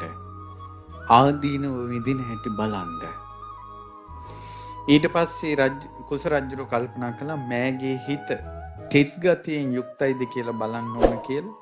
ඒ පබාවතිගේ ඒ කුමාරිකාවන්ට භෝජන දීලා එනකොට පබාවතිගේ යහන් ගබඩාව ඉස්සරහා හිතලම පොළොවට පයින් ගහලා ඒ භාජන ටික මේ වැටෙන විදියට සරාස් ගාලා බිම දාලා තමනුත් අනිත් පැත්ත හැරිලා වැටිලා වගේ හිටියා. එතකොට පබාවතීට ඇහුණා. පිරිනිවන් පාන ජීවිතේ යශෝදරා රහත් තෙරණිය කියනවා ස්වාමිනී භාග්‍යතුන් වහන්සේ එදා විරසක වෙලා මම පබාවතී විදිහට ඉද්දී ඒ ගෙනාපු බොජුන් කඳ සමග ඔබ බිම වැටුණා යයි සිත අහෝ කුස රජුරෝ බිම වැටුණා කියලා හදවත අල්ලාගෙන හඬා මං කාමරය ඇතුලේ දිව්වා කියනවා. අහෝ කුස රජුරෝ කියලා කෑ ගහගෙන දිව්වා කියනවා. එදා විරසකව සිටිද්දි මට නොදැනීම සංසාරික ප්‍රේමය මතුණා කියනවා. දොර ඇරලා කුස රජුට මොකද්ද උනේ කියලා ළඟට ගිහිලා ඔළුව හරවලා බලනකොටම කුස රජු කියලා ගැහුවා මුන්නට. ඇයිද දන්නේ? පබාවතී එසනින් පිටිපස්සට වෙලා කිව්වා ඔහෙත් එක්ක මගේ පවුල් කෑමනාවක් නැහැ. මං ඔහෙට කැමති නැහැ. ඒ නිසා මේ මාලිගාවෙන් වහා බැහැර යා යුතුයි. ඒතර කුස රජු කියනවා නුඹගේ හිත ගලක් වෙලාද? නුඹගේ හිතට ප්‍රේමය කියලා මං ගැන පොඩ්ඩක්වත් දැනෙන්නේ නැද්ද කියලා කුස රජු ඇහුවා. ඊට කිව්වා මං ඔහි ගැන මට දැනෙන්නේ නැහැ. මට නේමිත පාඨකෝ කියලා තියෙනවා හිස හත්කඩකට පැලුණා හිස හත්කඩකට පැලුණා කුස රජුරුවන්ගේ බිරිඳ වෙන්නේ නැහැ කියලා මට නේමිත පාඨකෝ කියලා තියෙනවා කිව්වා. එතකොට කුස රජුරු කිව්වා පබාවතී මමත් නිමිති බැලුවා. නේමිත පාඨකෝ මට කිව්වා පබාවතීට කුස රජුරුව හැර තුන් ලෝකෙම වෙන ස්වාමියෙක් නැහැ කියලා. ඒ නිසා මගේ ශාස්ත්‍රයේ හරිනම් පබාවතී මම ඔයා තමයි මට හරියනම කෙනෙක් කියලා. ඊට පස්සේ කිව්වා කවදාවත් මං ඔහෙගේ බිරිඳ වෙන්නේ නැහැ. ඒක ලැබෙන්නේ නැහැ කිව්වා. ඊට පස්සේ කිව්වා ලැබෙන්නේ නැති දේ ලබා ගන්න එක මගේ අරමුණයි කිව්වා. හැබැයි මේ වදන් අහලා කොල්ලෝ හිතට ගන්න එපා. මේ වෙනම ප්‍රාර්ථනාවක් වැරදිලා ප්‍රාර්ථනා දෙකක ගස්ඨනයක් මෙතන තියෙනවා. දීපංකර පාදමූලේ ඊළඟට පසේ බුදුරජාණන් වහන්සේ ළඟයි කරපු ප්‍රාර්ථනා දෙකක ගස්ඨනය. එතකොට ඔන්න මෝඩ කොල්ලන් හිතෙනවා අපිටත් ඔහොම ගස්ඨන එන්න බැයිද? අද කාලේ කොහින්ද බුදුරුන්ගෙන් විවරණ ලැබුණු ජීවිත. එහෙමනම් මේම විඳවනවද? මේ බුද්ධ ශාසනයේ අවසාන යුගයයි. යශෝදරා උත්තමාවියගේ ජීවිතේට ගරු කරලා වැඳලා මේ දේශනාව තියෙන්නේ එතුමියට. ඇත්තටම මේ දේශනාව මාතෘකා කරගත්තේ ප්‍රාර්ථනාවේ දෝෂ හරි වැරදි සහ කාමී ආදීනව හිත කෙනෙකුට බැඳුනට පස්සේ කොච්චර විඳවනවද? ඊට පස්සේ කුස රජුරෝ ගොඩාක් දර පැල්ලුවා, වළං හේදුවා. 7 වසරක් වෙහෙස ගත්තා. 7 වසරක් වෙහෙස ඇරෙමුත් ඒ පබාවතීගෙන් සොඳුරු හිනාවක්වත් නැහැ. දැන් කුදී දැනගත්ත කුස රජුරෝ ඇවිල්ලා කියලා. දවසක් කුස රජුරෝ කුදීට කතා කළා. කුදී හරි බයෙන් යන්නේ කුස රජුරෝ ළඟ. මොකද කතා කරගෙන ඉන්නවා දැක්කොත් වෙනම ටොකු අඳිනවා අයින්නවා පබාවතී කුදීට. නිසා කුදී බයෙන් එන්නේ. කුදී ඔතනින් යනකොට අල්ලගත්තා. අල්ලගෙන කිව්වා කුදී නුඹගේ බෙල්ල සම්පූර්ණයෙන්ම වැහෙන්න මං රම් මාලාවක් උඹට දෙනවා. ඒ සුන්දර රූ සපුවකින් හෙබි පබාවතිට කියපන් එක වචනයක් මාත් එක්ක කතා කරන්න කියලා. ඉතින් හරි දැන් මම මේ මතකෙන්නේ කියන්නේ බණ පොත බලාගෙන ඒ අටුවාවල විස්තරත් එක කියනකොට ඇඬෙනවා. ඒ කියන්නේ අපිට හිතෙනවා මෙච්චර හැඟීම්බර වෙන්න ඕනේ නැහැ බෝධිසත්වෝ කියලා. හැබැයි ඒ தത്വෙට පත් කළේ මොකද්ද? බැඳීම. ඒට තවත් උදාහරණ උපමා කුමටද? ඔබ දෙස බලන්න. ඔබ හැඟීම් බර වූ විට ඔබ දොඩනා බස් ගැන බලන්න. ඒ කියන වචන, ඒ කියන විදිය, ඒ කියන තාලේ ඔයාලගේ වයසත් එක්ක ගැලපෙනවද? ඔයාගේ තනතුරත් එක්ක, ඔයාලගේ තත්ත්වෙත් එක්ක ගැලපෙනවද කියලා බලන්න. ඒ තත්ත්වයකට ගැලපෙන්නේ නැති වදන් මේ මුවෙන් පිට වෙන්නේ. මැසේජ් වලට එන්නේ හිතේ බැඳීම නිසා, රාගය නිසා, ආලේ නිසා. හිත අන්ධ වෙනවා. බලන්න මේ බැඳීම් වල ස්වභාවය. කියන කුදි මං ඔබගේ කරට ලොකු මාලයක් හදලා දෙනවා. උඹ රත්තරන් වලින් වහනවා. ඔය පබාවතිට කියපන් එකපාරක් මන් දිහා බලන්න කියලා. කුදි උඹගේ බෙල්ලේ මං රත්තරන් මාලයක් පලඳනවා. උඹ වැහෙන්න රත්තරන් වලින් උඹ රත්තරන් වලින් වහනවා. ඔය පබාවතිට කියපන් සිනාවෙන්ට මා දෙස බලා කියලා. ඊට පස්සේ දැන් ඉස්සෙල්ලා කුසරජ්ජුරෝ මෙහෙම කිව්වා පබාවතිට අර වැටුණ දවසේ කිව්වා කොහොමදවත් හම්බ වෙන්නේ නැහැ කිව්වනේ මගෙන් හිනාවක්වත්. ඊට පස්සේ කුසරජ්ජුරෝ පබාවතිට කිව්වා පබාවති උඹ ඇහි කොණෙන් රවල බලන තාක්කල් මං 16. හැබැයි නුඹ hina වුණොත් මං කුසරජ්ජුරෝ. පුදුම දේවල්. කුදීට ඔය වගේ නොඑක් වචනේ කියලා කුදී කිව්වා හරි මම කරන්නම්. කුදී ගියා පබාවතිත් එක්ක අතුපතු ගාන. එදා වෙනදට වැඩි අතු ගෑවලු. බණ පොතේ තියෙනවා. හරියට අතු ගාලා එදා. හැමතැනම අතු ගානවා. පබාවති අහනවා මොකද මේ යන්ද කියලා. නෑ ඉතින් මේ අස්පස් කරන්න බෑ කියලා ටිකක් යාළු වෙන්න. එහෙම ඉඳලා මේ එන්නකො කොණ්ඩේ බලන්නත් බැරුණා කියලා දැන් මේ පබාවති බිමේ ඉන්නවා මෙයා වෙනම ඉන්න ඔළුවේ මෙතන තියලා උකුණු බලන. ඉතින් පබාවතිගේ මුළු හිසේම උකුණු නැහැ. ඉතින් කුදී තමන්ගේ ඔළුව අත ගාලා ලේනිත් කරන් මේ බලනවා කොලේනිතෝ අනේ මන් දන්නේ නැද්ද කියලා. අනේ එහෙමද හිටියද කියලා දැන් දෙන්න කතාවට සෙට් වුණා. එතකොට කියනවා කුසරජ්ජුරුවෝ තරම් කොච්චර ප්‍රතාපවත් රජ කෙනෙක්ද නේ. අච්චර තරම් දුක් ගන්න නම් බෑ ලොකු ප්‍රේමයක් නැතුව. මූණ නම් ලස්සන නෑ තමයි. මම නම් හිතන්නේ ඔච්චර ලස්සන ආදරයක් ලෝකෙම නැතුව ඇති නේද පබා. පල්ලයන්ද කියලා එකපාරම ගස්සලා දාලා කුදීගේ බෙල්ලෙන් ඇල්ලුවා. යසෝදරා සංසාරේ මෙච්චර දරුණු වෙච්ච අවස්ථා ජාතක කතා පොතේමනේ ප්‍රාර්ථනාවක දෝෂ. කුදීගේ බෙල්ලෙන් අල්ලා විසිකලා.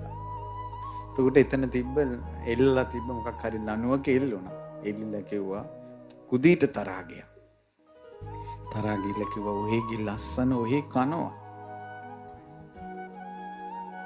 රූපේ උළුවට අරගෙන අර මහා ප්‍රතාපවත් කුසමහ රජුරුව ගැන සිතන්නේ. සිනාවක් නැහැ. කතා කරන්නේ. බලන්නේ නැහැ. ඔය හදවත මොකද්ද? ඔහෙගේ ලස්සන ඔහෙ කනවා. මතක තියාගන්නවා කුමාරී. ඔය ඇවිල්ලා දුක් විඳින්නේ කුසමහ රජුරුව බව මහරජුරුවන්ට මම කියනවා. කියපු ගමන් පබාවති බය වුණා. ඔය මොහොත වෙනකොටම කුසරජුරුවන්ට තිත්ත වුණා. ආලේ නිසා ප්‍රේමේ නිසා හිත බැඳිලා පබාවති හොයාගෙන ආව තමයි. උතුම් පුරුෂයන්ට කොච්චර පහත් තත්ත්වයට වැටුණත් අභිමානය එනවා. කුසරජුරුවන්ට අභිමානය ආවා. ඇයි මං පයින් මෙච්චර දුර ආවේ? ඇයි මං වලං යදන්නේ? ඇයි මම කුඹල් කරුවෙක් විදිහට වැඩ කළේ? ඇයි මම මේ ගෑනුන්ට ඉව්වේ? ඇයි මම මෙහෙම කළේ? මම කුසරජුරුවනේ. සිනහ මාත්‍රයක් නෑ පබාවතේ. කතා මාත්‍රයක් නෑ පබාවතිගේ. මම මේ මොකටද? උතුම් පුරුෂයෝ එපා කියද්දිමුත් නැවත ගිහිල්ලා අන්තිටම යන්නේ. උතුම් පුරුෂයෝ ප්‍රාර්ථනාව අසඵල වූ තැන, සඵල නොවූ තැන සියදිවි නසා ගන්නෑ. හැබැයි අභිමානය ගත්තා. අභිමානය අරන් හිතුවා මම අන්තම යනවා. මට එපා. මට පබාවතිය එපා. සංසාරික ස්වභාවය බලන්න.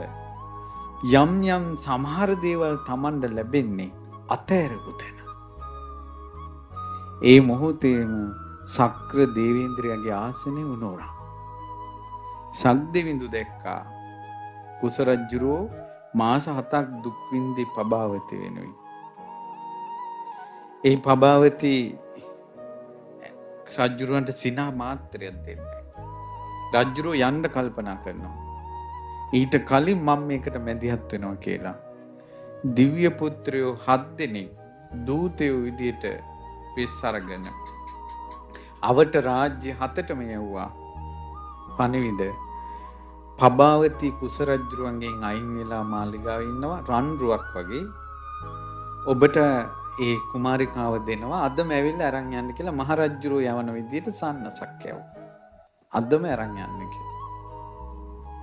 ඉතින් අරාය රාජ්‍ය 7ක රජවරු මහා රත පෙරහැරින් පබාවති ගෙන්නගෙන යන්න දොරටුව ළඟට එනකොට 7 දෙනෙක් රජවරු. ඒතර රජවරු ඇහුවා මේ රජතුමා මොකටද ආවේ? ඒකට කිව්වා මෙහෙම සිද්ධිය. එහෙම වෙන්නේ කොහොමද? අපිට පණිවිඩය එවුවනේ. අපිත් එක කොලොප්පම් කරනවද කියලා ඒ රජවරු සන්නසක් ඇව්වා. රජවරු 7 දෙනෙකුට කුමරිය දෙනවා කියලා මුලාවටපත් කළා.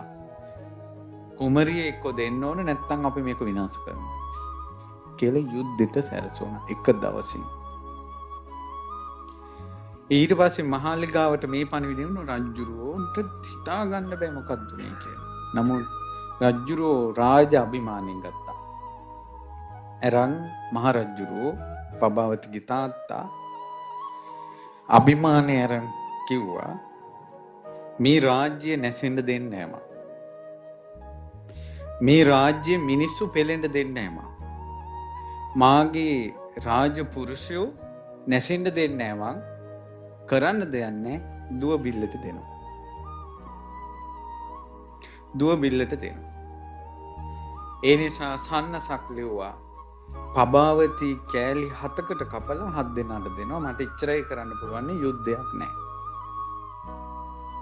වහාම මේ එන්න කිව්වා වදකයාට. ලෑල්ලක පබාවතිගේ උස ප්‍රමාණයට ලොකු ලෑල්ලක් ගේන්න කිව්වා. ඒ ලෑල්ලේ ඉරි 7ක් අඳින්න කිව්වා. පබාවතිව තියලා ඉරි ගානෙන් කපන්න. හාහූ ගාලා මාලිගාව පුරාම පැතිරී ගියා. පබාවතිට කියනකොට පබාවතිව පිච්චී ගියා, දෙවි ගියා, මරබියාවා. මරබිය කියන එක මරබියාවා. වදකියෝ ගෙනාවා කියලා. ඈ දුවගෙන අම්මා ළඟට යනවා. අම්මා මාව මරන්නත් හදන්නේ. ඊට පස්සේ අම්මන්ට සිහිය නැති වුණා. අම්මන්ට සිහිය ආපුම කිව්වා අම්මා මේ පබාවති දැන් කෑලි 7ක් කරලා රජවරු 7 දෙනෙකුට දෙනවා. මේ පබාවතිගේ රත්තරම් පාට හමක් තියෙන මහ පොළොවේ ඇවිදගෙන යන සඳක් වාගේ බබලන මේ පබාවති තව ටික වෙලාවකින් කෑලි වලට කපලා ওই රජවරු කැලෑවලට මේ මස් ටික දාලා යයි. එතකොට හිවල්ලු මේ මස් කයි. දරුවෙක් අම්මගේ පපු එල්ලලා කිරිබොනවා වගේ හිවල්ලු මගේ මස් කයි. අම්මා මේ පබාවතගේ මස් ටික එකතු කරගන්න පුළුවන් වුණොත් ඒ ටික එකතු කරලා එක තැනක වලක් කපලා වලේ දාලා එතන කිනිහිරියා පැලයක් හදන්න. අම්මා ඒ කිනිහිරියම් ගහේ සරත් කාලෙට මල් පෙපෙනවා. ලොකු කූඩේකට කිනිහිරියා මල් ටික කඩලා ඒ මල් ටික දිහා බලලා හිතන්න පබාවති මේ පාටයි කියලා. පබාවති මේ පාටයි කියලා හිතන්න. මාගේ ඉදිරියට දැන් මරුවා පැමිණිලා ඉන්නේ. එක දිගට පබාවති කියවන්න ගත්තා. මර බය. මෑණියන් දරුවත් අරගෙන රජුරෝ ළඟට ගිහිල්ලා කියනවා අපිට ඉපදුන එකම දරුවා මේ අපේ මාලිගාවේ ඉන්න සොඳුරුම දියණිය. මේ දියණිය නසන්න එපා. ඊට පස්සේ රජුරෝ රාජ අභිමාණයෙන් කියනවා මට මේ රට වනසන්න බෑ. මේ මෝඩ පබාවති නිසා මට මේ රට වනසන්න එපා. බෑ. මේ පබාවති කුස රජුරෝ අතෑරලා එයි පබාවති උඹ නලලේ මරුව කොටාගෙන ආව නේද? මරුව කොටාගෙන ආව නේද කුස රජුරෝ අතෑරලා? කුස රජුරුවන්ගේ මෝන විරූපින උඹට බලන්න බැරි නම් අඩුම තරමේ උඹලට ඉපදින දරුවා අම්මගේ පාට දරුවට තියෙනවනේ කියලා. දරුවෙක් දිහා බලලා හරි සැනසෙන්න තිබ්බනේ. කුස රජුරුවන්ගේ මූණ ගැන හිතීතයි නැතු. පබාවති උඹ නලලේ මරණය කොටාගෙන ආවද කියලා. එහි කුස රජුරුවන්ගේ මාලිගාවේ ඇත්තු කුංචනාද කරනවා. මේ අද උඹ මරු මුඛයට පැමිණිලා ඉන්නවට වැඩිය කුස රජුරුවන්ගේ මාලිගාවට වෙලා ඇත්තුන්ගේ හඬ අහගෙන හිටියනම් ඊට වැඩිය හොඳයි කිව්වා. කුස රජුරුවන්ගේ මාලිගාවේ ලස්සන අශ්වයෝ හේචරාව කරනවා. මේ රජවරු 7 දිනෙකට මස් කෑලි 7ක් වෙන්න ආපු ගමනට වඩා ඒ අශ්වයන්ගේ හඬ අහගෙන හිටියනම් ඒක සැපයිනේ කිව්වා. පබාවති ඔබ නලලේ මරණය කොටාගෙන ආවද කියලා. මම රජ කෙනෙක් විදිහට මට ආයේ තීරණ ගන්න බෑ කිව්වා. හොඳ වැඩේ කිව්වා. දෙමව්පියන්ගේ වචනේ හිතන්නේ නැතුව තමන්ගේ තීරණයට මහා ප්‍රතාපවත් පින්වන්ත රජෙක් දාලාවා කිව්වා. තමන්ගේ රූපෙට ආසා වෙලා. රූපෙට වසඟ වුණා නම් ওই රූපෙම කෑලි 7ක් කරලා දෙනවා හැර මට මේ රාජ්‍ය බේර ගන්න වෙන විකල්ප නැහැ. පබාවති මට මගේ රජ වැසියෝ මම රජ කෙනෙක් මට මේ මිනිස්සු බේර ගන්න ඕන කිව්වා. කොහොමද ඒ කාලේ රජවරු හිතලා තියෙන දේ? පබාවතිට මරබියේ ඉන්න ගත්තා. අම්මා මරබියෙන් කෑ ගහන්න ගත්තා. තමන්ගේ දියණිය කෑලි 7කට කැපෙනවට කවුද කැමති? මහරජුරෝ කිව්වා කුස රජුරෝ හිටියනම් අපිව බේර ගන්න තිබ්බා කිව්වා. අපිව මේ ලෝකේ දැන් කුස රජුරෝ හැර බේර ගන්න කෙනෙක් නැහැ කිව්වා. එහි වූ මිනිස්සයා දාලාවනේ කිව්වා. එනකොටම පබාවති කිව්වා පියාණෙනි මෑණෙනි කුස රජුරෝ මේ ඉන්නවා. ඊට පස්සේ රජුරෝ කියනවා මේකි තවත් දොඩවන්න ගත්තා. දැන් තවත් දොඩවන්න ගත්තා මරබයෙන්. ඒ සිංහාසනාරූඪව ඔක්කාක රාජ පරම්පරාවේ මහා තෙදවත් මහරජුරෝ මේකක ඉන්නවා කියලා. ඒ පබාවති ඔබ සීයේ ඉලවා ගනි. තමන්ගේ වැරද්ද තේරුම් ගනි නන් දොඩවන්න නැතුව. නෑ රජතුමනි. ඇත්තටම ඉන්නවා කිව්වා. මෑණියන්ගේ අතින් අල්ලගත්තා. මෙහෙන්න මෑණි කියලා. ඒ රාජ සභාවෙම ජනෙල් කවුළුව මෑත් කළා. උයන කුසියේ වස්ත්‍රයේ කැහැපට ගන්නාගෙන වළං හොදන කුස රජුරෝ පෙන්නුවා. තමන්ගේ දුව කෑලි 7කට කපනවා කිව්වට වැඩිය බයක් ඇති වුණා කියනවා ඒ අම්මට කුස රජුරෝ වළං හොදනවා දැකලා. ඒ අම්මා කියනවා එම්බා බටපොතු වියන කුලයක වගේ. එහෙම නැත්නම් අපිට තේරෙන භාෂාවෙන් කිව්වොත් එම්බා පබාවති උඹ වසලියක් වුණාද? තමන්ගේ ස්වාමියා වළං හොදන 16ක් කළාද? මේ මදුරට සාගල නුවර රාජ පරම්පරාව එන්නේ ස්වාමියාගෙන් වැඩ ගන්න පරම්පරාවකින්ද? පබාවති කියනවා අම්මා මම අම්මට පෙන්වුවේ කුස රජුරෝ කියලා. අම්මයි දැන් 16ක් කියන්නේ. අම්මනේ කිව්වේ වැඩකාරකම් කරනවා කියලා කිව්වේ අම්මනේ. මම පෙන්වුවේ රජුරෝ කියලා. ඒ තමයි සිංහ ස්වරය ඇති කුස රජුරෝ. මම 16 කිව්වේ නෑ. ඒ තමයි මහා ප්‍රතාපවත් කුස රජුරෝ. මම වැඩකාරයක් කියලා කිව්වේ නෑ. ඒ තමයි මහා තෙද බල ඇති මහා ආනුභාව සම්පන්න කුස රජුරෝ. මම වැඩකාරයක් කියලා කිව්වේ නෑ. මේ අතරේ මහ රජුරෝ පිරිවර සමග දුවගෙන ගියා. එදා අපේ කුස රජුරෝ අද තමයි ජීවිතයේ අවසන් තීරණය කියලා හිතාගෙන කුසිය ඔක්කොම අස්පස් කරලා හැලිවලන් හොදලා වතුර පුරවලා තියෙන දවස අවසාන රාත්‍රිය. මාලිගාව පුරාම පැතිරී යන රාවේ දැනුණු කුස රජුරු දන්නවා දැන් Taman ළඟට පිරිසෙන බව. ඊට පස්සේ පියාණන් ආවා. ඇවිල්ලා මහරජතුමනි සමාව දෙන්න මට කියලා. නොදැනගෙන මහා ප්‍රතාපවත් නාග රාජෙක් මැඩියෙක් වගේ ස්වරූපේ විශ්වලාගෙන ආපු නිසා අපි දන්නේ නැහැ. සමාව දෙන්න කිව්වා. පිය රජුනි නොදන්වා ආපු ගමනක් නෙව ඔබගේ අතේ වරදක් නැහැ කිව්වා. ආය රජුරු උඩුමහන්තලයට දුවගෙන ගියා.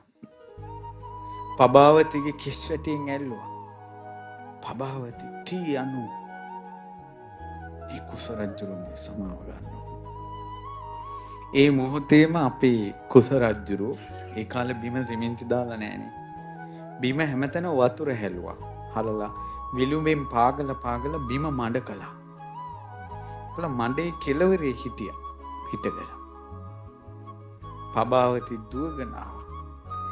දිව්‍ය ලෝකෙකින් ආපු දිව්‍ය අප්සරාවක් මඩ ගොඩක වැතිරිලා වඳිනවා වගේ අර පබාවති මඩ ගොඩේම කුස රජුරන්ගේ පාලලා සමාව ගත්තා. මෙතෙක් කාලයක් දුක් දුන්නට සමාව වෙන්න. මෙතෙක් කාලයක් අප්පිරියා කළාට සමාව වෙන්න. ඔබ මට සමාව දුන්නොත් මං ජීවත් වෙයි. ඔබ මට සමාව නොදුන්නොත් මේ පබාවති කෑලි 7කට කැපිලා රජවරු 7 දෙනෙකුට යනවා. මොකක් කියන්නේ නැතිද කුස රජුරෝ? කුස රජුරෝ රෞද්‍ර නෑ. නපුරු නෑ. අවස්ථාවෙන් ප්‍රයෝජන ගන්නෑ. කුස රජුරෝ කිව්වා ඇත්තටම පුදුම ප්‍රේමයක් එතන තිබ්බා. කුස රජුරෝ පබාවති ඔයා අකමැති දේවල් කර කර මමත් ඔයාව ඇවිස්සුවනේ. පබාවති මේ කුස රජුරෝ ආයෙ ඔයාව අකමැති දේවල් කරන්නේ නැහැ කිව්වා. ඒ වෙලාවෙම පබාවති ගිහිල්ලා සොඳුරු වස්ත්‍රාභරණින් සැරසිලා එන්න. මේ රටේ තියෙන සොඳුරුම යානාව මට සූදානම් කරන්න කියලා රජුරු සුවඳ පැන්නාලා රාජ වස්ත්‍රාභරණින් සැරසිලා ඇතා පිට නැගලා පබාවති ටික එන්න කිව්වා. රජුරු අර කැසපට ගන්නවාගෙන වලං හොදා හිටපු කෙනා සුවඳ පැනින් නාලා අතපය එහෙ මෙහෙ කරලා රාජ වස්ත්‍රාභරණෙන් සැරසිලා මඟුල් කඩුව ගන්නකොට ඒ මාලිගාවේ මිනිස්සු කට ඇරගෙන බලා හිටිය කියනවා. මොකද්ද මේ කියලා? කඩුව අරන් නැගලා පබාවති ළඟ තියාගෙන දොරටුව විවෘත කළා. සත් රජවරුන් ඉදිරියේ සිංහස්වරෙන් කිව්වා මම කුස රජුරෝ මේ මගේ බිරිඳ පබාවති තොපි කාටද ඕන? පන තියෙන්න ඕනේ නම් ඔළුව පාත් කරපළා කියලා. අර රාජ පුරුෂයෝ මමයි කුස රජුරෝ කියනකොට ඒ සිංහස්වරේ ස්වභාවය තමයි කඩුව අතෑරෙනවා. බය වෙනවා. සීකල්පනාව නැති වෙනවා. සිංහස්වරේ. ඊට පස්සේ ඒ අය දුවගෙන ගියා කියනවා. සේනාවේ විශාල ප්‍රමාණයක් නැසුණා කියනවා. මේ පෑගිලා නැසුණා කියනවා. රතවලට යට වෙලා නැසුණා කියනවා. අර සත් රජවරුන් ගල් ගැහුණා කියනවා. එසැනින් රජවරු 7 දෙනාම අල්ලගෙන එක මිටකට ලනු ටික අරගෙන මාලිගාව ඇතුළට ආවා. ඒ වෙනකොටම මේ සිංහ ස්වරය මුළු ජම්බු දීපෙම පැතිරිලා යනකොට සක්‍ර දේවේන්ද්‍රය ඇතුළු දෙවිවරු පුදුම වුණා. පුදුම වෙලා සක් දෙවිඳු ඒ වෙලාවේ ඒ සක්‍ර දේවේන්ද්‍රයන්ට දෙන්න පුළුවන් උතුම්ම තෑග්ග විදිහට වේරෝචන මාණික්‍ය. ඒ මණික ඇතුලේ චූටි සිදුරක් තියෙනවා. සිදුරේ හන්දි 9ක් තියෙනවා. නැවිච්ච තැන් 8ක්. ඒ නිසා ඒ වේරෝචන මාණික්‍යටි කියනවා අෂ්ටවංක මාණික්‍ය. ඒ මණික සක්දෙවිඳුගේ අතින්ම රජුරුවන්ගේ කරට පැලඳුවා. එතකොට කරට පැලඳුව ගමන් ඒ මණිකෙන් විහිදෙන රශ්මියෙන් කුස රජුරන්ගේ මෝනේ විකෘතිය නැති වුණා. පබාවතී කුස රජුරු එකම පාට වුණා. හැබැයි ඒකේ තියෙන මණිකත් එක්ක විතර. අර කරපු කර්මය අනුව මෝනේ ඇත්ත ස්වභාවය තියෙනවා. නමුත් මණික එළියෙන් මෝන පේන්නේ පබාවතිගේ වගේම. එකම පාට. ලස්සන රජ කෙනෙක්. අෂ්ටවංක මාණික්‍ය. ඒ අෂ්ටවංක මාණික්‍ය කොහෙද දැන් තියෙන්නේ? ඒ අෂ්ටවංක මාණික්‍ය වේදෙහි රජුරුවන්ගෙන් මහෝසුදු පඬිතුමාගෙන් ඔයගේ පරම්පරාවෙන් ඇවිල්ලා කොසල් මහ රජුරුවන්ට ලැබුණා. කොසල් මහ රජුරුවන්ගෙන් පරම්පරාවෙන් ධර්මාශෝක රජුරුවන්ට ලැබුණා. ධර්මාශෝක රජුරුව ළඟ අෂ්ටවංක මාණික්‍ය තිබ්බා. බුදුරජාණන් වහන්සේගේ ඌර්ණ රෝම ධාතුව අරහත් ඉරිදියෙන් අර ඇතුලේ සිදුරට දාලා. බුදුරජාණන් වහන්සේගේ ඌර්ණ රෝම ධාතුව ඒ මණික ඇතුලේ තියෙනවා. මම දැකලා තියෙනවා මේ ඒක නෙවෙයි වෙන මණිකක්. මං හිතන්නේ ස්තූපයක තිබ්බ මණික ඇතුලේ ධාතුන් වහන්සේ නමක් තියෙනවා. ඒක කොහොමද ඇතුලට දැම්මේ කියලා හොයන්න බෑ. මං අතින් මේ අත්තට මණික අරන් තියෙනවා. නිල් මණික. ඒක මං හිතන්නේ දැන් සෑයක තැම්පත් වෙලා තියෙනවා. ඒ මණික ඇතුලේ ධාතුන් වහන්සේ තියෙනවා. නමුත් දම්පු තැනක් හොයාගන්න නැහැ. ඇතුලට වඩා මොබු තැනක්. ඒවනම් රහතන් වහන්සේලාම කරන්න ඇති. අර ඇතුලේ මෙහෙම දාන්න බෑ. ඇතුලේ මෙහෙම මණිකේ ඇතුලේ මෙහෙම වංගු තියෙනවා සික්සැක් ක්‍රමයට. එතකොට ඒ අතරේ ඌර්ණ රෝම ධාතුව තැම්පත් කරලා ධර්මාශෝක රජුරන්ගේ මාලිගාවේ තිබ්බේ. අපගේ ආදි ගුරු දේවෝත්තම අනුබුදු මිහිඳු මහරහතන් වහන්සේ වැඩමුවා. ඒ ධාතුන් වහන්සේ තමයි දැන් මිහින්තලා මහා සෑයේ අෂ්ටවංක මාණික්‍ය ඇතුලේ මිහිඳු සෑය හදන්නේ. එතන තියෙන්නේ සෑය උඩ කන්ද මුදුනේ. අන්නේ සෑය ඇතුලේ බුදුරජාණන් වහන්සේගේ ඌර්ණ රෝම ධාතුව තියෙනවා. ඉතින් ඒ සත් රජවරු අල්ලලා පිය රජතුමාට දුන්නා. පිය රජතුමනි ඔබට යුද්ධයට කතා කරපු මේ රජවරුන්ට කැමති දෙයක් කරන්න. අනේ අපිට සරණ උනේ කුස රජුරුවෝ. ඔබතුමා කියන දේ අපි කරන්නම් කියලා මහ රජුරුවෝ කිව්වා. එහෙනම් මේ අය පබාවතී ස්ත්‍රී සම්පත්තියක් හොයාගන්න ආවේ. ඔබගේ දූවරු 7 දෙනෙක් තව ඉන්නවා. මේ 7 දෙනාට විවාහ කරලා දෙන්න කිව්වා. විවාහ කරලා දීලා ගෞරවයෙන් පිටත් කරා. මහා පෙරහැරින් කුස රජුරුව පබාවතී සමග ආයි මාලිගාවට ආවා. හැබැයි හැම කෙනාගේම ප්‍රේම කතාව වෙන්නේ නැහැ. නැත්තම් අපේ හිත හරි බොළඳයි. බොළඳ නිසා අසාර්ථක උත්සාහය ඉදිරියේ බලවතුන්ගේ ජීවිත ආදර්ශය කරනවා. නැගී හිටීමට ආදර්ශය කරගන්න ඕන චරිත නැගී එහෙම ආදර්ශයට ගන්නෑ. තමන්ගේ කණ්ණාඩියට හරියනේව ගන්නවා. බුදුරජාණන් වහන්සේ කුස ජාතකයේ වදාළේ ප්‍රේම කතාවක් විදියට නෙවෙයි. ඒ ජාතක කතාව පටන් ගන්නෙම පින්වත් මහණෙනි මේ බැඳීම රාගය ස්ත්‍රීන්ට තියෙන ඇල්ම නිසා උතුම් පුරුෂයෝ පවා දුකටපත් වෙන හැටි බලන්න කියලා. මහා බෝධිසත්වයෝ මහා අභිමාන ජීවිතයක් සංසාරේ.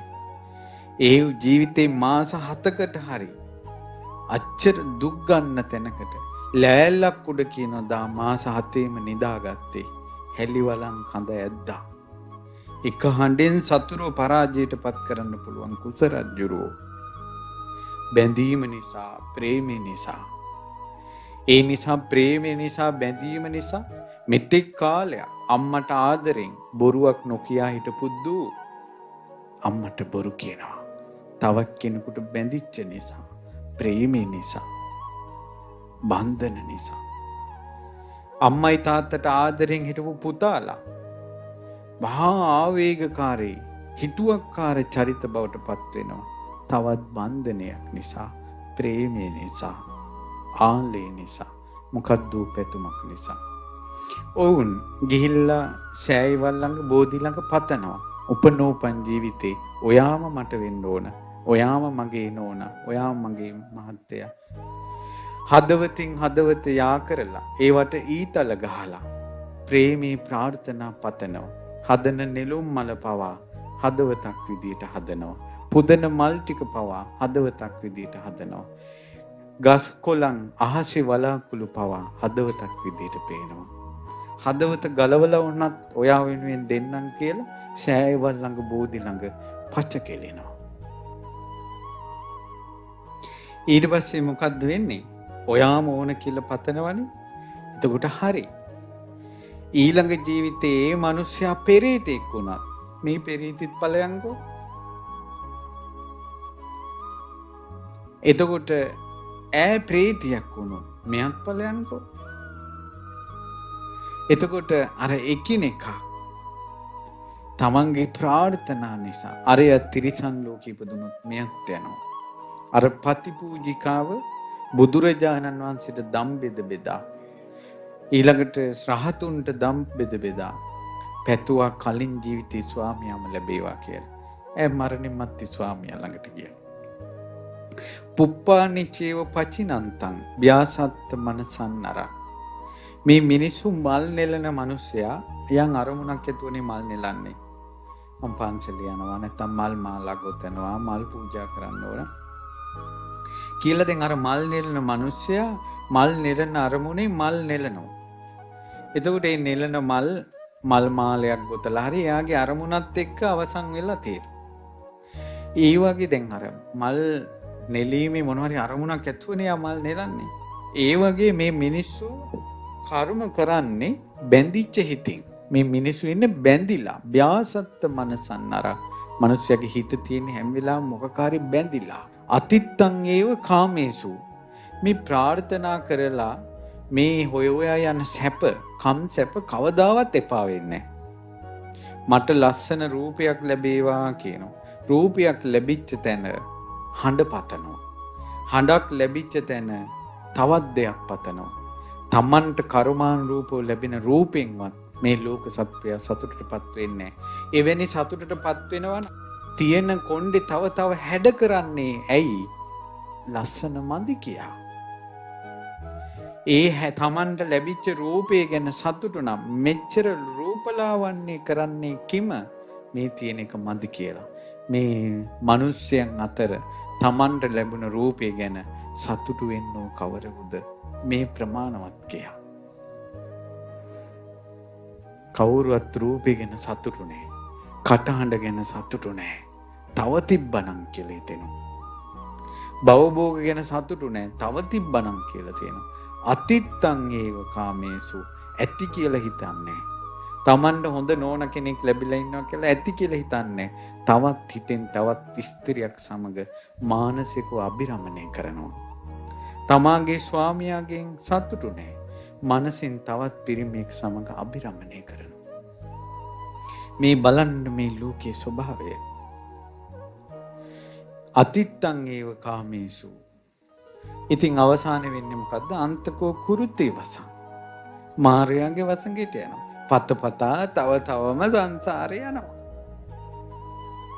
මෙයාම ඕන මට මේ ආච්චිලා මේ වයසට ගිහලා අවසානයේ පොඩි උන් බදා ගන්න හැටි.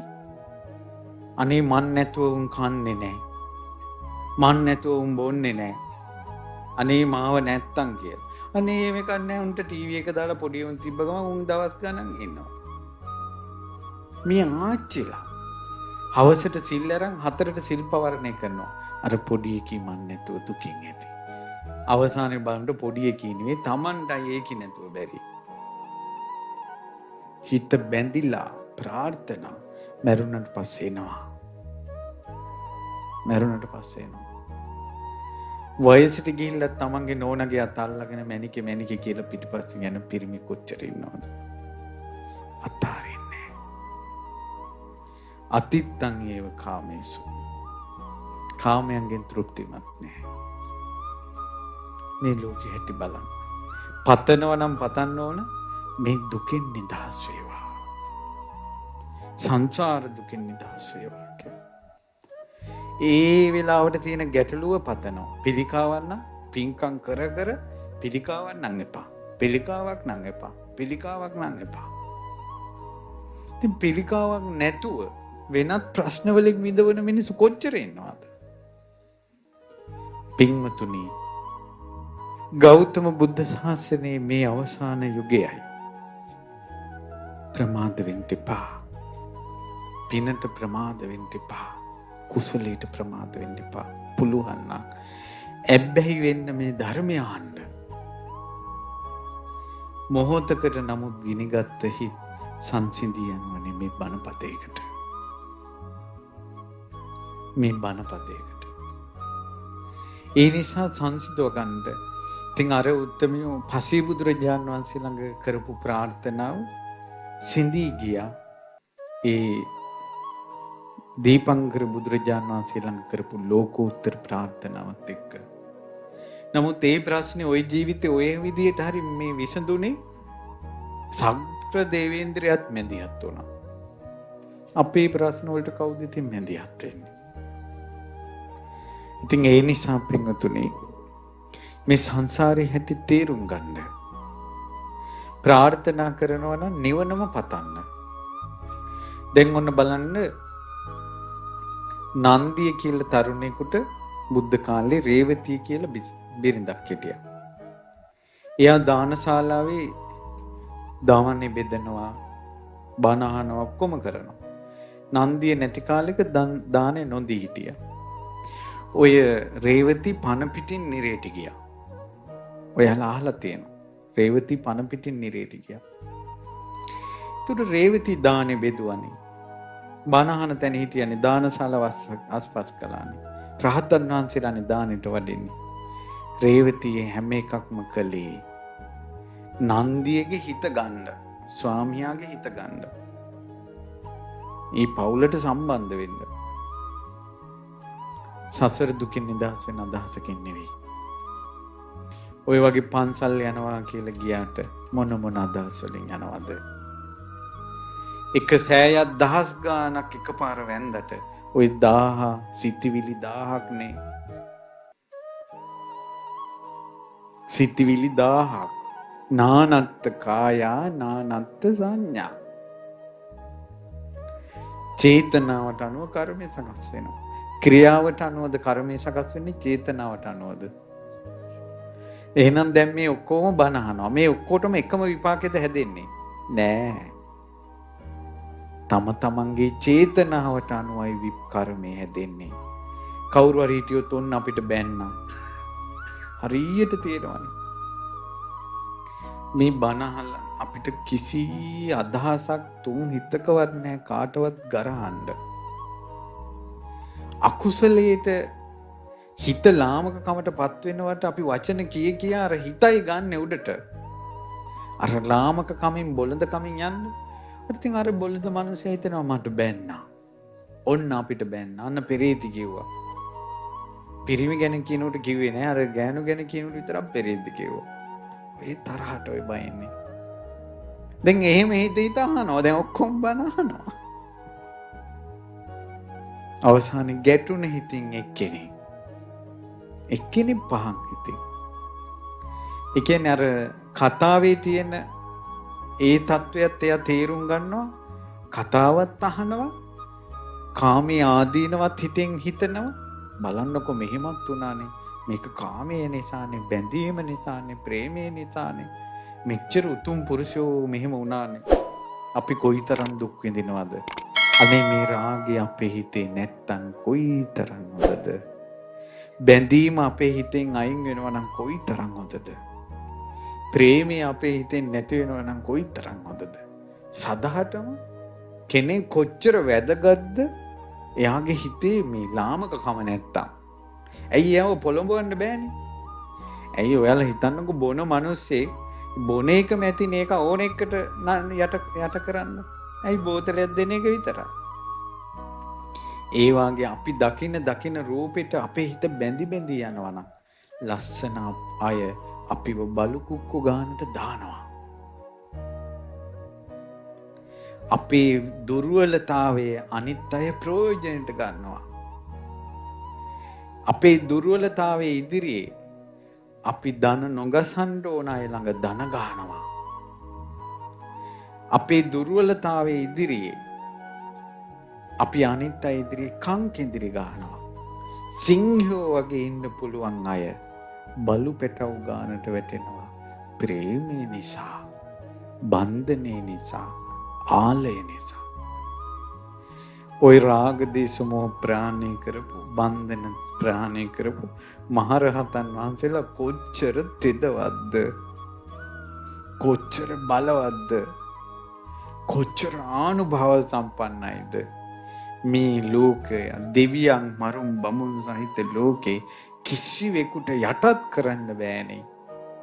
ඇයි ඒ? සිදුරක් නෑ හොයාගන්න. අපේ ජීවිතේ සිදුරු. දරුවෝ දන්නවා ඒ කපටිකම්. අම්මා ළඟ ඇඬුවොත් අම්මා මෙහෙම අපිට අවනත වෙනවා. කන් නැතුව හිටියොත් අම්මා අපිට අවනත වෙනවා. කියලා මේ දෙමව්පියන්ගේ දුර්වලතා බලා ළමයිනුත් ප්‍රයෝජනට ගන්න. කොල්ලෝ කෙල්ලොත් එහෙම. ඉතින් මොකද කරන්නේ? හැබැයි මතක තියාගන්න. අර මණ්ඩ ගොඩි දන ගහලා ඉද්දින්වත් ඉන් කුස රජුරෝ පබාවතිව පහතට දැම්මේ නැහැ.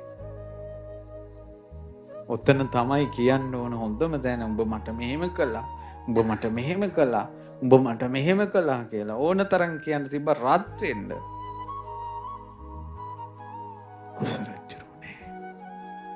මමත් ඔයාට අකමැති කොච්චර දේවල් කළාද මම ඔයා ඇවිස්සුවානේ කිව්වා.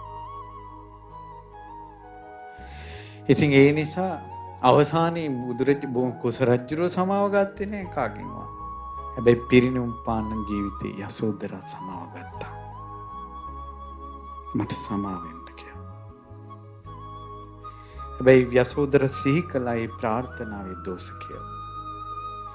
ඒ නිසා අපිට යම් කෙනෙක් මේ ජීවිතේ හොඳයි වුණාට ඊළඟ ජීවිතේ වෙනස් වෙන්න පුළුවන්.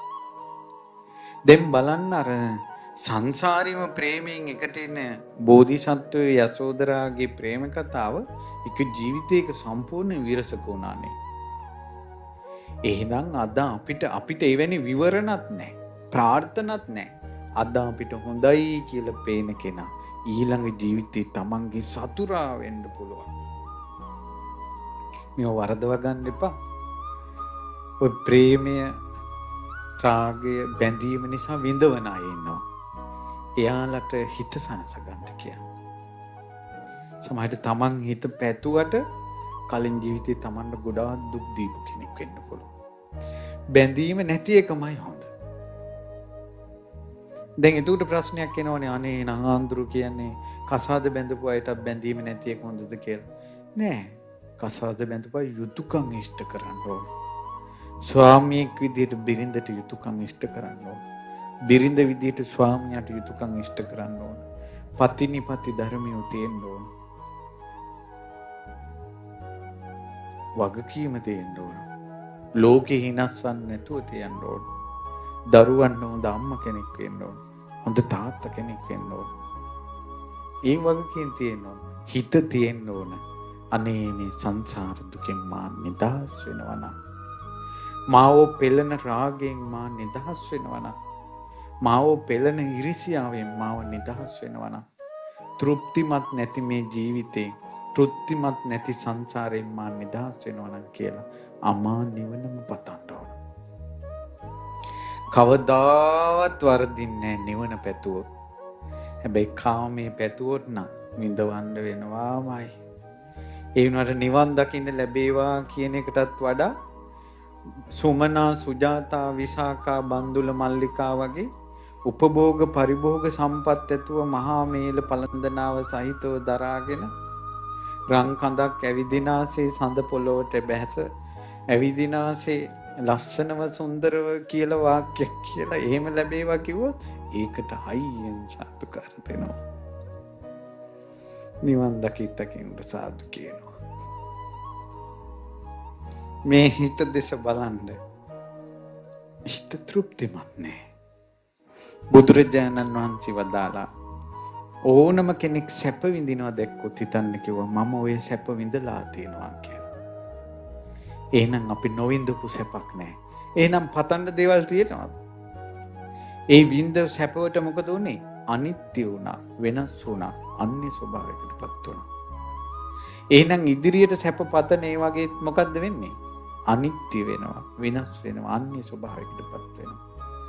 දුක් විඳින අය දැකලා හිතන්න කිව්වා මාත් ওই විදිහට දුක් විඳා කියලා.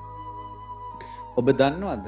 ඔයාලත් මමත් සංසාරේ පාරේ යද්දී අතේ පොළු තියාගෙන වට කරගත්ත ජනයා අපිට පොළු වලින් තලලා මැරිච්ච ජීවිත ඔයාලගේ මගේ අසංකේයයි. ගණන් කරන්න බෑ. ඇඳුම් ගලවලා අපිට ගහලා මරලා තියෙන සංසාරේ. අපේ සංසාරේ අපිට ඔය පේන්නේ. ආයෙත් පතනවද? ආයෙත් මේ සංසාරේ අනේක හොඳයිද? ලස්සන කමින් ඕවා නැති කරන්න පුළුවන්ද? වාහනවලට ආසයි වාහනවල පතනවා. ආසාවෙන් ගත්ත වාහන පෙරලලා ඒ වාහන කුඩු කරලා එතනම අපේ ජීවිතේ නැති වෙච්ච වාර අසංකේයයි. අපේ ඇස් ඉදිරි පිට වැව් අමුණු ගංගාවලට අපිව තල්ලු කරලා වතුරෙන් මේ නාය හිර වෙලා මැරිලා මිනී වතුරේ පාවෙලා තියෙනවා අපගේ ජීවිත අසංකේයයි. සසර දෙස බලන්න මොන ප්‍රේමයේද, මොන බැඳීමද, මොන ආලයද. ප්‍රේමතු ජායති සුඛෝ ප්‍රේමතු ජායති භයං. ඉතින් ඒ නිසා මේ භය සෝකේම සංසාරේ අපිට ආවා. වදියා බලන්න අපිට මෙහෙම සංසාරේ වුණා. අවුරුදු ගණන් අපි සංසාරේ අවුරුදු ගණන් මුළු ජීවිත කාලය මහන්සි වෙලා හදාගත්ත ගෙව අපේ ඇස් ඉදිරි පිට දෙවි ගියා. සංසාරේ එවැනි ජීවිත අසංකේයයි. හුරතලේට හදාගත්ත සත්තු බල්ලෝ බලල්ලු ලේනු ගිරව් කුරුල්ලෝ දෙවෙන්න ගින්දරට මේ කලකෝලාල හාංකවිස්සයක් දන්නේ නැති ඒ සතා සිව්පාව ගින්දරින් දෙවි ගියා. ඔය සතා සිව්පාවා වෙලා ඔබත් මමත් සංසාරේ හිටියා. අනුන්ගේ ප්‍රශ්නවලට අපි දෙවි ගියා. එවැනි ජීවිත අසංකේයයි. ගණන් කරන්න බෑ. සංසාරේ හැමදාම සැප නෑ. හැමදාම මේ අතේ ෆෝන් තියාගෙන චූන් වෙවි ඉන්න බෑ. හැමදාම කාටුන් බල බල ඉන්න බෑ. ඇත්ත ජීවිතේට මුහුණ දෙනකොට බයයි. ඒ පබාවති පව මර බියේ ඉඳලා ජීවිතේම පිළිකුල් කරපු කෙනා ළඟ දන ගැහුවා. ජීවිතේ ඉල්ලා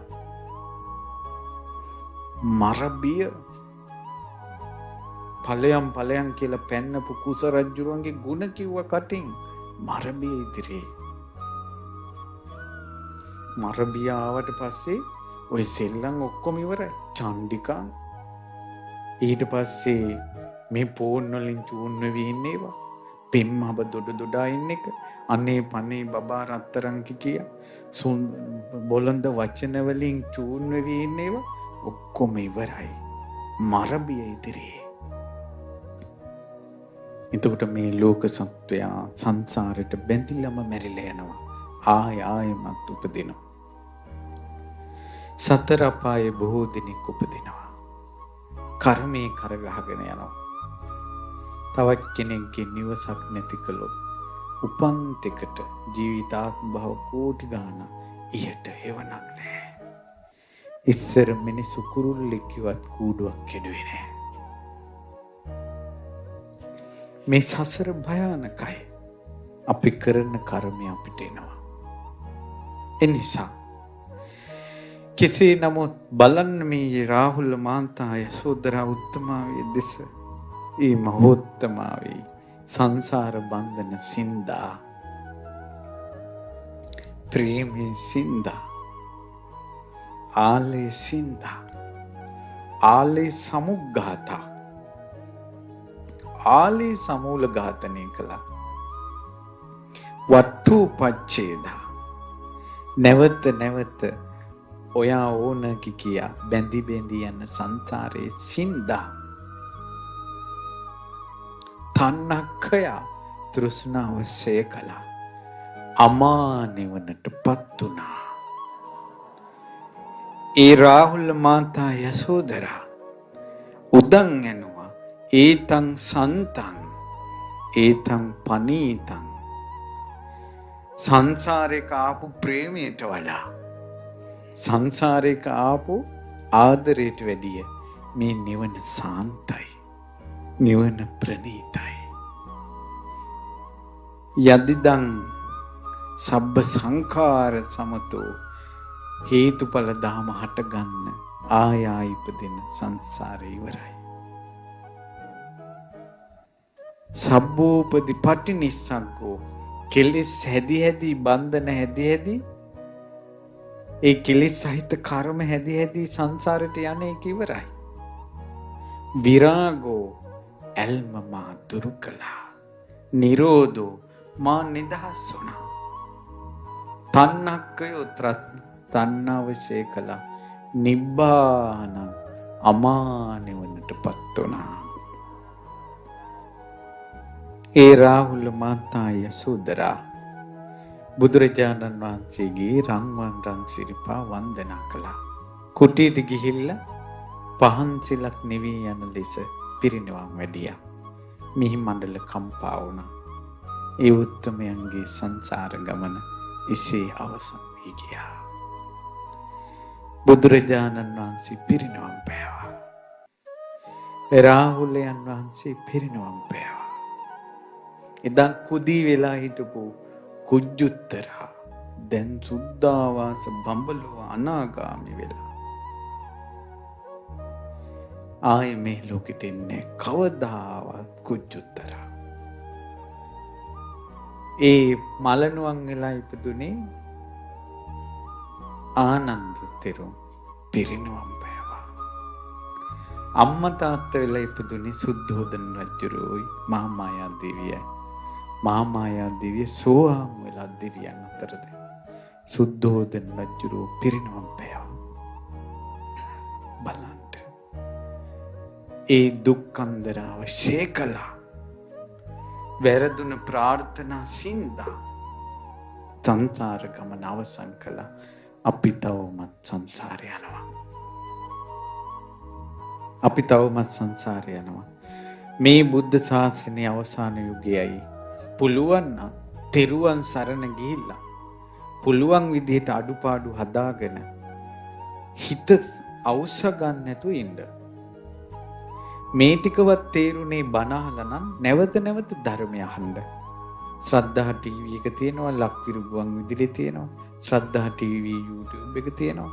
හොඳට අහන්න මේ විස්තර. එක එකාගේ ඕපදූප අහලා කුණු වෙච්ච කන් හිත නරක් වෙච්ච හිත සෝදලා දාන්න ධර්මයේ පිරිසිදු දියදාරෙන් අපි කාට මේ දුක් විඳින සංසාරයෙන් විඳවන සංසාරයෙන් නිදහස් වෙලා අමා මහ නිවන අවබෝධ කරගන්නම වාසනාව ලැබේවා.